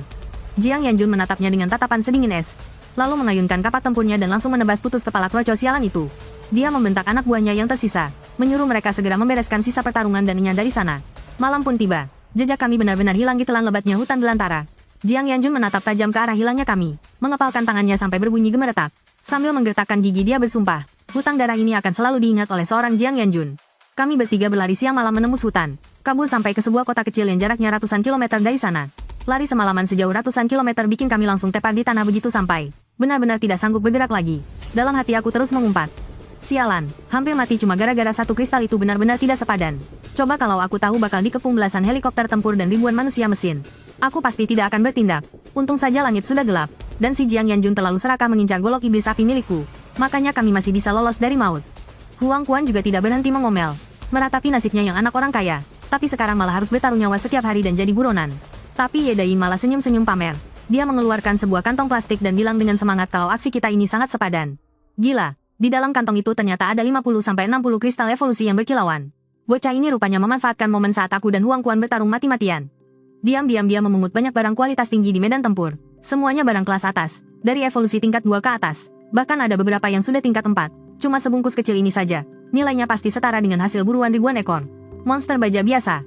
Ditambah lagi dengan kristal yang aku dan Huang Quan serap saat bertarung tadi. Jelas kita bukannya rugi, tapi malah untung besar. Huang Quan yang sedang memegangi pinggangnya yang penuh luka tembak dan sabetan, merengek kalau dia terluka parah dan butuh asupan energi. Melihat badannya yang penuh lubang peluru dan goresan itu, aku langsung dengan murah hati membagikan 20 kristal tingkat tinggi padanya. Walaupun Ye Daying ngiler melihatnya, tapi dia sadar diri karena kontribusinya kurang, jadi dia sungkan untuk minta lebih. Tanpa ragu, aku juga memberikan 20 kristal padanya. Sisa 10 kristal aku simpan buat cadangan dan langsung aku serap. Lagi pula, bocah ini sudah mempertaruhkan nyawanya untuk menantar pasokan ke kita di tengah pertarungan. Jasanya jelas tidak kecil. Aku ini tipe orang yang selalu adil. Pantang rasanya membiarkan saudaraku sendiri yang sudah bertaruh nyawa malah dirugikan. Setelah bagi-bagi hasil, kami bertiga benar-benar mengantuk berat sampai mata tidak bisa melek. Kami mencari tempat persembunyian yang aman dan langsung tertidur pulas. Baru keesokan harinya tenaga kami kembali pulih. Kami mulai berjalan-jalan mengitari kota. Ternyata kota kecil ini juga punya markas untuk para penyintas. Di jalanan, kami berpapasan dengan beberapa kelompok manusia mesin yang sedang mencari persediaan. Tapi, intuisiku mengatakan, ada yang tidak beres dari cara para kaleng rombeng ini menatap kami. Pandangan mereka itu campuran antara rasa penasaran, ketakutan, sekaligus keserakahan dan kegirangan yang tidak bisa disembunyikan. Daripada cari masalah baru, aku memutuskan untuk tidak mempedulikan mereka. Kami langsung mengambil jalan memutar ke jalan lingkar kota untuk cabut dari tempat sialan ini. Belum juga sampai di jalan lingkar, masalah sudah datang mencari kami. Dari belakang terdengar raungan suara mesin yang memekakkan telinga. Lebih dari 200 manusia mesin dari berbagai jenis langsung mengepung kami rapat-rapat. Beberapa manusia mesin berbentuk motor, bahkan terang-terangan menodongkan pistol tepat ke kepala kami. Si pemimpin yang berwujud mobil off-road dan sebuah robot ekskavator, malah dengan santainya tawar-menawar tepat di depan hidung kami. Mereka berdebat panas urat leher soal bagaimana membagi-bagi hasil rampasan. Sampai akhirnya mereka sepakat soal jatah pembagiannya. Aku menatap dingin sekumpulan bajingan dungu yang cari mati ini, yang sama sekali meremehkan kami. Si mobil off-road yang merasa sok jago karena bawa pasukan banyak, dengan sombongnya menyuruh kami menyerahkan barang yang kami curi di kota Yang. Kalau kami mau mati dengan tubuh utuh, kami bertiga cuma bisa cengok. Sama sekali nggak ngerti si bajingan ini lagi bacot apa. Bulldozer bernama Laodong itu langsung ngelempar selembar koran buronan yang udah lecek ke arahku. Di situ terpampang jelas poster buronan dengan nilai fantastis dari Jiang Tianyun. Katanya kami bertiga udah nyuri pedang pusaka legendaris miliknya, Yanmo. Nilai buronannya gila-gilaan. Kepalaku sendiri dihargai 5.000 kristal, Huang Quan dihargai 3.000 kristal, dan Yedain cuma 800. Kalau bisa balikin pedangnya, ada tambahan 5.000 lagi, totalnya jadi 13.800 kristal. Uang sebanyak ini udah lebih dari cukup buat ngeevolusiin satu manusia mesin tingkat dewasa secara paksa. Begitu ngelihat koran itu, Huang Quan langsung ngamuk sejadi-jadinya. Dia cuma nggak terima, kenapa harga buronannya jauh lebih murah dari punyaku. Yedain sampai keringat dingin saking takutnya. Dia ngeluh kalau ini murni fitnah kejam yang diada-adain. Aku juga mikir taktik ini beneran licik. Dibandingin sama status buronan resmi, sayembara berhadiah gede kayak gini, jauh lebih mematikan. Uang emang bikin orang gelap mata, apalagi di zaman kiamat yang sialan ini. Pasti ada ribuan orang yang rela setor nyawa demi uang sebanyak itu. Dan gerombolan orang di depan kami yang udah mabuk kepayang gara-gara serakah ini adalah bukti nyatanya. Si mobil off-road itu nanya sambil senyum sinis. Mau nyerahin pedangnya baik-baik? Atau mereka sendiri yang bakal ngerebut paksa? Puluhan pistol rongsokan di sekeliling kami langsung dikang pelatuknya. Serentak nodong tepat ke kepalaku dan kepalanya Huang Quan. Huang Quan pura-pura ciut nyalinya. Dengan nada malas, dia nanya apa nyawa kami bakal diampunin kalau pedangnya diserahin. Mereka malah ketawa sombong dan nolak mentah-mentah. Katanya, kepala kami bertiga ini bernilai 8.800 keping harta karun. Mana mungkin mereka ngelepasin kami gitu aja. Huang Quan ngangguk-ngangguk pura-pura paham. Tapi detik berikutnya, lengannya mendadak berubah jadi laras senapan laser yang gede banget. Tanpa ragu sedikit pun, dia nembaki lebih dari 200 manusia mesin di depan kami secara membabi buta. Ngelihat Huang Quan ngamuk ngebantai, kroco-kroco yang paling cuma pernah berevolusi 1 atau 2. Kali ini mana kuat nahan serangannya. Sekali rentetan tembakan laser nyapu, mereka langsung tumbang bergelimpangan. Beberapa manusia mesin yang megang pistol itu boro-boro sempat narik pelatuk. Udah keburu di headshot satu-satu sama Yedain dengan akurat. Cuma dalam 5 detik, kelompok yang isinya 200-an orang itu langsung hancur lebur dan lari kocar-kacir ketakutan. Si bulldozer dan mobil off-road yang jadi bosnya ngelihat keadaan makin gawat, langsung balik badan mau kabur. Aku pun melesat maju secepat kilat, ngasih tendangan memutar super keras sampai udaranya bunyi berdesing. Baju Zira di bagian pinggang manusia mesin off-road itu langsung penyok parah. Tubuh bajanya sampai patah jadi 2 gara-gara tendanganku. Habis itu, aku maju 2 langkah dan ngasih 1 pukulan telak yang langsung ngehancurin separuh badan si bulldozer itu. Soal sisa motor sama sepeda listrik yang kabur ketakutan itu, aku bener-bener malas ngejarnya. Lagian kalaupun kekejar, nggak bakal dapat untung apa-apa. Yedain dengan luesnya langsung mulai ngegeledah mayat, nyariin kristal. Huang Quan mungut koran yang jatuh di tanah. Sambil nerutin kening dia bilang, tangan kekuasaan Jiang Tianyun jangkauannya jauh juga. Bisa-bisanya koran ini disebar sampai ke sini. Pantesan aja. Dari pagi tadi aku dengar suara helikopter seliweran. Aku nunjuk ke pojokan koran. Terus dengan nada kesal ngingetin dia, buka mata lo lebar-lebar. Lihat nih, yang ngebitin ini grup merpati putih. Huang Quan ngedumel. Katanya nama itu kedengeran gak asing. Aku kasih tahu ke dia, kalau ini tuh perusahaan ekspedisi Nadutong dari sebelum zaman kiamat. Sekarang mereka malah merambah ke bisnis intelijen sama media cetak. Kelihatannya, posisi mereka udah bener-bener kuat sekarang. Huang Quan ngebolak-balik koran itu dengan teliti. Dia baru nyadar, selain poster buronan kami yang harganya selangit itu, di situ juga ada puluhan iklan lowongan dari berbagai kubu. Bahkan, ada artikel edukasi soal evolusi manusia mesin yang dirilis langsung sama pihak kekaisaran. Matanya langsung melotot kaget. Grup merpati putih ini bener-bener jago cari duit. Yang bisa pasang iklan di koran ini pasti bos-bos tajir melintir. Biarpun korannya dijual dengan harga murah meriah dari ratusan juta manusia mesin di seluruh negeri, kalau 1 dari 1.000 orang aja yang beli, ini udah jadi ladang cuan yang gila-gilaan. Bisnis yang nyaris monopoli kayak gini pasti bakal bikin kantong mereka meluber penuh duit. Dengan nada cemas Huang Quan nanya, grup merpati putih punya modal segede ini sampai helikopternya seliweran di mana-mana. Poster buronan ini pasti udah tersebar di seluruh pelosok kekaisaran. Terus, kita harus gimana sekarang? Aku sempat terdiam sebentar, lalu senyum sinis sambil bilang, manusia mati demi harta, burung mati demi makanan. Nilai buronan setinggi ini, bahkan aku sendiri sampai tergiur melihatnya. Dengan situasi sekarang, kita benar-benar nggak akan bisa lolos cuma dengan bersembunyi. Kecuali kita kabur ke dalam hutan rimba dan jadi orang liar seumur hidup. Huang Quan mendecakkan lidah saking paniknya, lalu bertanya padaku apa sebenarnya rencanaku. Aku menyeringai tipis dan menjawab dengan santai, gampang saja. Habisi orang yang menyebar buronan itu, nanti status buronannya juga bakal ditarik dengan sendirinya. Yedain ketakutan setengah mati sampai menelan ludah. Dengan suara gagap, dia bertanya sebenarnya aku ini mau ngapain. Dengan nada dingin aku menjawab, aku ini pantang menunda balas dendam. Karena Jiang Tianyun sudah berani main kotor dan berniat menghabisiku, maka dia harus siap-siap ku habisi balik. Kita bakal langsung putar haluan dan menyerang balik ke sana. Suara Huang Quan sampai bergetar ketakutan. Tapi, dia itu kan gubernur kota Yangcheng. Penguasa wilayah yang punya pasukan tempur besar.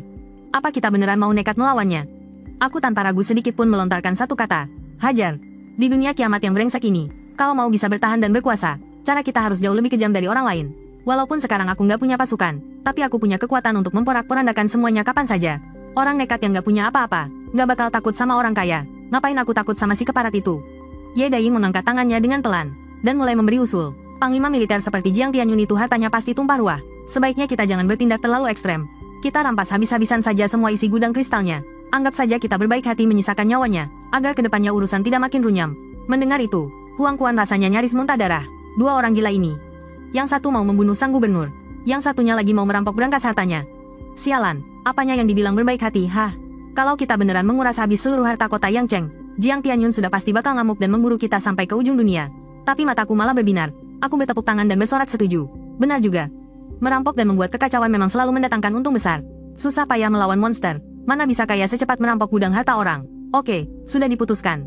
Huang Quan terbatuk 2 kali. Dia masih berusaha membujuk kami supaya tenang. Dia merasa kalau rencana gila ini sama saja dengan cari mati. Dengan santai aku melontarkan satu kalimat. Kalau kita berhasil melakukan aksi pencurian ini, hasilnya sudah lebih dari cukup untuk membuatmu berevolusi 1 kali lagi. Begitu mendengar kata-kata itu, pendirian Huang Quan langsung goyah. Dia memaki kasar dan berteriak semangat, "Persetan! Ayo kita hajar!" Tanpa banyak basa-basi, kami bertiga segera menyelinap keluar dari kota kecil itu secara diam-diam. Demi menghindari ular, tikus, dan serangga hutan yang menjengkelkan, kami langsung tancap gas bertenaga penuh melewati jalan utama. Sebelum hari mulai gelap, kami sudah kembali berada di atas puncak gunung Dianjiangtai. Aku menatap kota Yangcheng yang terang benderang dari jarak beberapa kilometer. Di tengah malam yang gelap gulita ini, kota itu benar-benar terlihat seperti sasaran empuk. Dengan wajah masam Huang Quan mengeluh, pasukan di bawah kendali Jiang Tianyun itu jumlahnya terlalu banyak. Cuma kena ludah mereka saja kita bisa mati tenggelam. Rencana kita ini benar-benar susah buat dijalankan. Mata Ye Daiying langsung berputar mencari akal. Dengan tawa licik dia berkata, kita bisa memakai cara adu domba dan mengarahkan bencananya langsung ke mereka. Dia mengusulkan untuk memancing seluruh kawanan monster baja di sekitar sini masuk ke kota Yangcheng. Biarkan saja mereka saling bantai satu sama lain. Nanti kita tinggal menyusup di tengah kekacauan dan menguras habis isi gudang kristalnya. Tapi, Huang Quan menolak mentah-mentah ide itu. Dia bilang, di kota Yangcheng itu ada jutaan warga sipil yang tidak bersalah. Kalau kita benar-benar memancing gelombang monster ke sana, entah sudah berapa banyak nyawa yang bakal melayang. Trik ini terlalu licik dan kejam. Aku pun menggelengkan kepala dan memberitahu Huang Quan, kalau dia terlalu meremehkan pertahanan kota Yangcheng. Jiang Tianyun punya ratusan ribu pasukan tempur di tangannya. Mereka juga punya meriam berat dan helikopter tempur. Gelombang monster biasa, sama sekali nggak akan bisa menembus dan menggoyahkan pertahanan kota Yangcheng. Aku langsung mengambil keputusan mutlak untuk menjalankan rencananya Ye Daiying. Kita akan memancing gelombang monster keluar tembok kota untuk menciptakan kekacauan. Setelah itu, kita manfaatkan celah untuk menyusup masuk. Keesokan harinya, saat malam mulai turun, Huang Quan mengendap-endap kembali ke lereng bukit di luar wilayah selatan kota. Dia memberitahuku kalau dia sudah menghabiskan banyak uang untuk menyuap seorang informan, dan berhasil melacak kalau kristal-kristal itu disembunyikan di gudang nomor 82, di Jalan Xiangyuan. Aku menatap lurus ke arah langit malam yang gelap pekat. Aku menyuruh mereka semua untuk sabar menunggu sinyal dari Ye Daiying. Tidak butuh waktu lama. Raungan mesin motor Kawasaki H2 yang memekakkan telinga seketika merobek kesunyian malam. Ye Daiying sedang ngebut gila-gilaan, melaju kencang ke arah kota Yangcheng. Melihat gerombolan padat monster baja yang mengejar di belakangnya, Huang Quan sampai tidak tahan untuk mengacungkan jempol dan memuji kerja kerasnya. Demi memancing binatang-binatang buas sialan itu, siang harinya aku sengaja berburu habis-habisan untuk mendapatkan lebih dari 200 butir kristal. Semua kristal itu kuserahkan pada Ye Daiying untuk dijadikan umpan. Dengan manuver yang luar biasa tajam, Ye Daiying melakukan aksi drift yang sangat memukau. Dia menghentikan motornya dengan mulus tepat di bawah lereng bukit. Sambil terengah-engah, dia langsung melompat menghampiri kami. Sambil tersenyum lebar, Huang Quan menepuk pundaknya dan memuji kerja kerasnya itu. Dia juga sesumbar akan memberinya hadiah besar nanti. Tapi, wajah Ye Daiying malah pucat pasti ketakutan saat dia menoleh menatap ke kejauhan. Dengan suara yang gemetar hebat dia berkata, gila, ini sama sekali bukan ulahku. Saat ini, di luar kota Yangcheng, terdengar raungan dahsyat yang mengguncang bumi. Monster-monster baja tampak mengular sejauh mata memandang. Dengan mata merah menyala, mereka menyerbu dengan gila-gilaan. Ye Daiying, dengan wajah kebingungan setengah mati, berani sumpah, dia cuma iseng menaburkan beberapa butir kristal. Tapi monster-monster di seluruh kota malah keluar dari sarangnya seperti orang gila. Melihat gelombang monster mengerikan yang tak henti-hentinya menyerbu kota Yangcheng ini, para manusia mecha yang sedang sendirian di luar sana sampai ketakutan, dan lari terbirit-birit kembali ke dalam kota untuk menyelamatkan diri. Aku yang melihat formasi mengerikan ini langsung melongo dibuatnya. Gila, ini sih bukan cuma ratusan ribu. Jangan-jangan semua monster dari beberapa kota tetangga ikut kumpul di sini. Aku langsung mencengkeram-keram baju Ye Daiying, dan membentaknya, menanyakan masalah gila apa yang sebenarnya sudah dia perbuat. Dengan wajah memelas, Ye Daiying membuka karung yang dibawanya. Di dalamnya, Ratusan butir kristal tingkat tinggi masih utuh tak tersentuh sama sekali. Sambil merengek dia berkata, kalau umpan yang sudah disiapkan itu, sama sekali belum sempat dipakai. Aku menarik napas dalam-dalam. Sepertinya kota Yang Cheng benar-benar sedang ketiban sial besar. Mereka kena serangan gelombang monster alami skala besar yang bahkan jarang terjadi dalam 100 tahun. Tapi hei, ini justru kesempatan emas buat kita. Aku langsung memberi perintah untuk menyusup ke dalam kota mumpung lagi kacau. Saat ini, gerbang utama kota Yang Cheng sudah berubah menjadi ladang pembantaian yang mengerikan. Suara tembakan meriam terdengar sangat memekakan telinga, dan asap mesiu menutupi separuh langit. Pasukan manusia mecha dalam jumlah tak terhingga, dikerahkan darurat ke garis depan untuk mati-matian menjaga gerbang. Di darat, ratusan tank tempur membombardir tanpa henti dengan membabi buta. Tapi kawanan monster baja itu malah bertingkah seperti sedang mabuk obat. Mereka sama sekali tidak takut mati, dan terus merangsek maju dengan menginjak tumpukan bangkai teman-teman mereka sendiri. Di sana ada badak mutan sepanjang puluhan meter, yang bahkan rudal pun tidak bisa menembus kulitnya. Ada juga beruang hitam mengamuk setinggi lebih dari 20 meter, yang bisa menghancurkan gedung hanya dengan satu pukulan. Berbagai makhluk mutan raksasa yang mengerikan, memamerkan kebrutalan primitif mereka dengan bebas di medan perang. Garis pertahanan kota Yang Cheng benar-benar kewalahan dan terus terpukul mundur. Mereka terpaksa melepas zona pertahanan luar. Aku dan Huang Quan langsung berubah ke wujud truk tronton, dan memanfaatkan kelengahan penjagaan untuk menyusup diam-diam dari pinggiran kota. Tujuan kami kali ini sangat jelas. Kami langsung meluncur ke gudang militer di Jalan Shangyuan nomor 82. Tempat itu dulunya adalah pusat distribusi paket milik perusahaan logistik, yang setelah bencana terjadi, wajar saja kalau dirombak menjadi gudang penyimpanan kristal militer. Ye Dai melirik lampu-lampu jalan yang menyala, lalu dengan sukarela menawarkan diri untuk memutus aliran listrik di kawasan ini. Sambil mencari titik buta di tempat tinggi untuk melindungi kami, aku mengingatkannya agar ekstra hati-hati. Bagaimanapun juga, ini adalah zona larangan militer. Biasanya, penjagaannya sangat ketat. Tapi berhubung pasukan utama sedang dikerahkan untuk menjaga kota, sekarang cuma tersisa beberapa tim patroli kecil yang berjaga. Aku dan Huang Quan bergerak secepat kilat menembus kegelapan bak hantu, dan langsung menghabisi nyawa beberapa penjaga tersembunyi. Tidak butuh waktu lama, kami sudah sampai di dekat gudang. Di depan pintu gudang, tampak berdiri gagah 50 unit manusia mecha truk jungkit dengan persenjataan lengkap. Salah satu anak buahnya tampak cemas, dan bertanya pada Bos Jiang, "Bos, garis depan lagi kritis, apa kita harus ke sana buat bantu?" Dengan wajah garang, Bos Jiang langsung menyemprotnya. "Siapa yang mau mati konyol, pergi sana." Dia lalu menyombongkan diri dengan angkuh, mengatakan bahwa justru karena garis depan itu ibarat masuk kandang macan, dia sampai memutar otak dan memakai koneksinya buat memindahkan anak-anak semuanya ke sini, sekadar menjaga gudang. Anak buahnya yang cerdik langsung mencari muka. "Wah, Tuan Jiang memang paling bijak. Bos pasti menganggap kita orang kepercayaan, makanya kita dikasih tugas santai begini." Bos Jiang tersenyum puas mendengar pujian itu. Sambil mengangguk, dia menceramahi anak buahnya. Kata dia, di pekerjaan keras seperti ini, modal otot saja tidak cukup. Harus pintar-pintar baca situasi. Kalau apa-apa main terjang ke depan, punya 10 nyawa pun gak bakal cukup. Dia lalu pura-pura melihat ke kanan dan ke kiri dengan mimik serius, lalu tiba-tiba menghela napas panjang. Dengan wajah tak berdosa, dia mulai mengarang cerita. Malam ini gelombang monster menyerang kota, dan ada pengkhianat yang memanfaatkan kekacauan untuk menyerang gudang. Kita kehilangan tepat 5.000 butir kristal. Anak buahnya itu seketika melongo, lalu keceplosan bilang, "Hah, kan ada Tuan Jiang yang luar biasa hebat berjaga di sini. Pencuri kelas dari mana yang berani cari mati?" Tatapan mata Bos Jiang sontak berubah menjadi sangat kejam. Dia memelototi anak buahnya yang kurang peka itu dengan tajam. Detik berikutnya, dia menendang keras pintu gudang sampai terbuka. Tangannya tiba-tiba berubah menjadi laras senapan mesin yang besar. Dia mengarahkannya lurus ke arah 7 atau 8 prajurit biasa bersenjata, yang bertugas menjaga pintu bagian dalam gudang, dan langsung memberondong peluru dengan sangat brutal. Malang nasib para prajurit itu, mereka bahkan belum sempat berteriak. Tubuh mereka sudah hancur berkeping-keping di tangan orang sendiri. Dengan wajah dingin tak berperasaan, Bos Jiang menunjuk tumpukan mayat di lantai. Dia bertanya pada anak buahnya itu, "Apa sekarang masih merasa tidak ada pencuri?" Manusia mesin itu ketakutan sampai gagap, baru saja mau minta ampun. Tiba-tiba manusia mesin lain di sebelahnya langsung mengayunkan gada berduri, dan menghancurkan kepalanya. Manusia mesin yang mengayunkan gada tadi, mendekat ke arah Jiang Yanjun. Dengan sangat peka dia menambahkan, "Karena kerusakan di tempat ini begitu parah, kristal yang hilang pasti setidaknya ada 8.000 butir." Jiang Yanjun menatap si cerdik ini dengan pandangan yang sangat kagum. Dia langsung mengangkatnya jadi ketua regu. Si brengsek ini pun langsung menyuruh anak buahnya untuk menjaga gerbang mati-matian, sementara dia sendiri melenggang masuk dengan gaya songong, bersiap untuk meraup keuntungan pribadi. Aku dan Huang Quan yang sembunyi di tempat gelap sampai melongo melihatnya.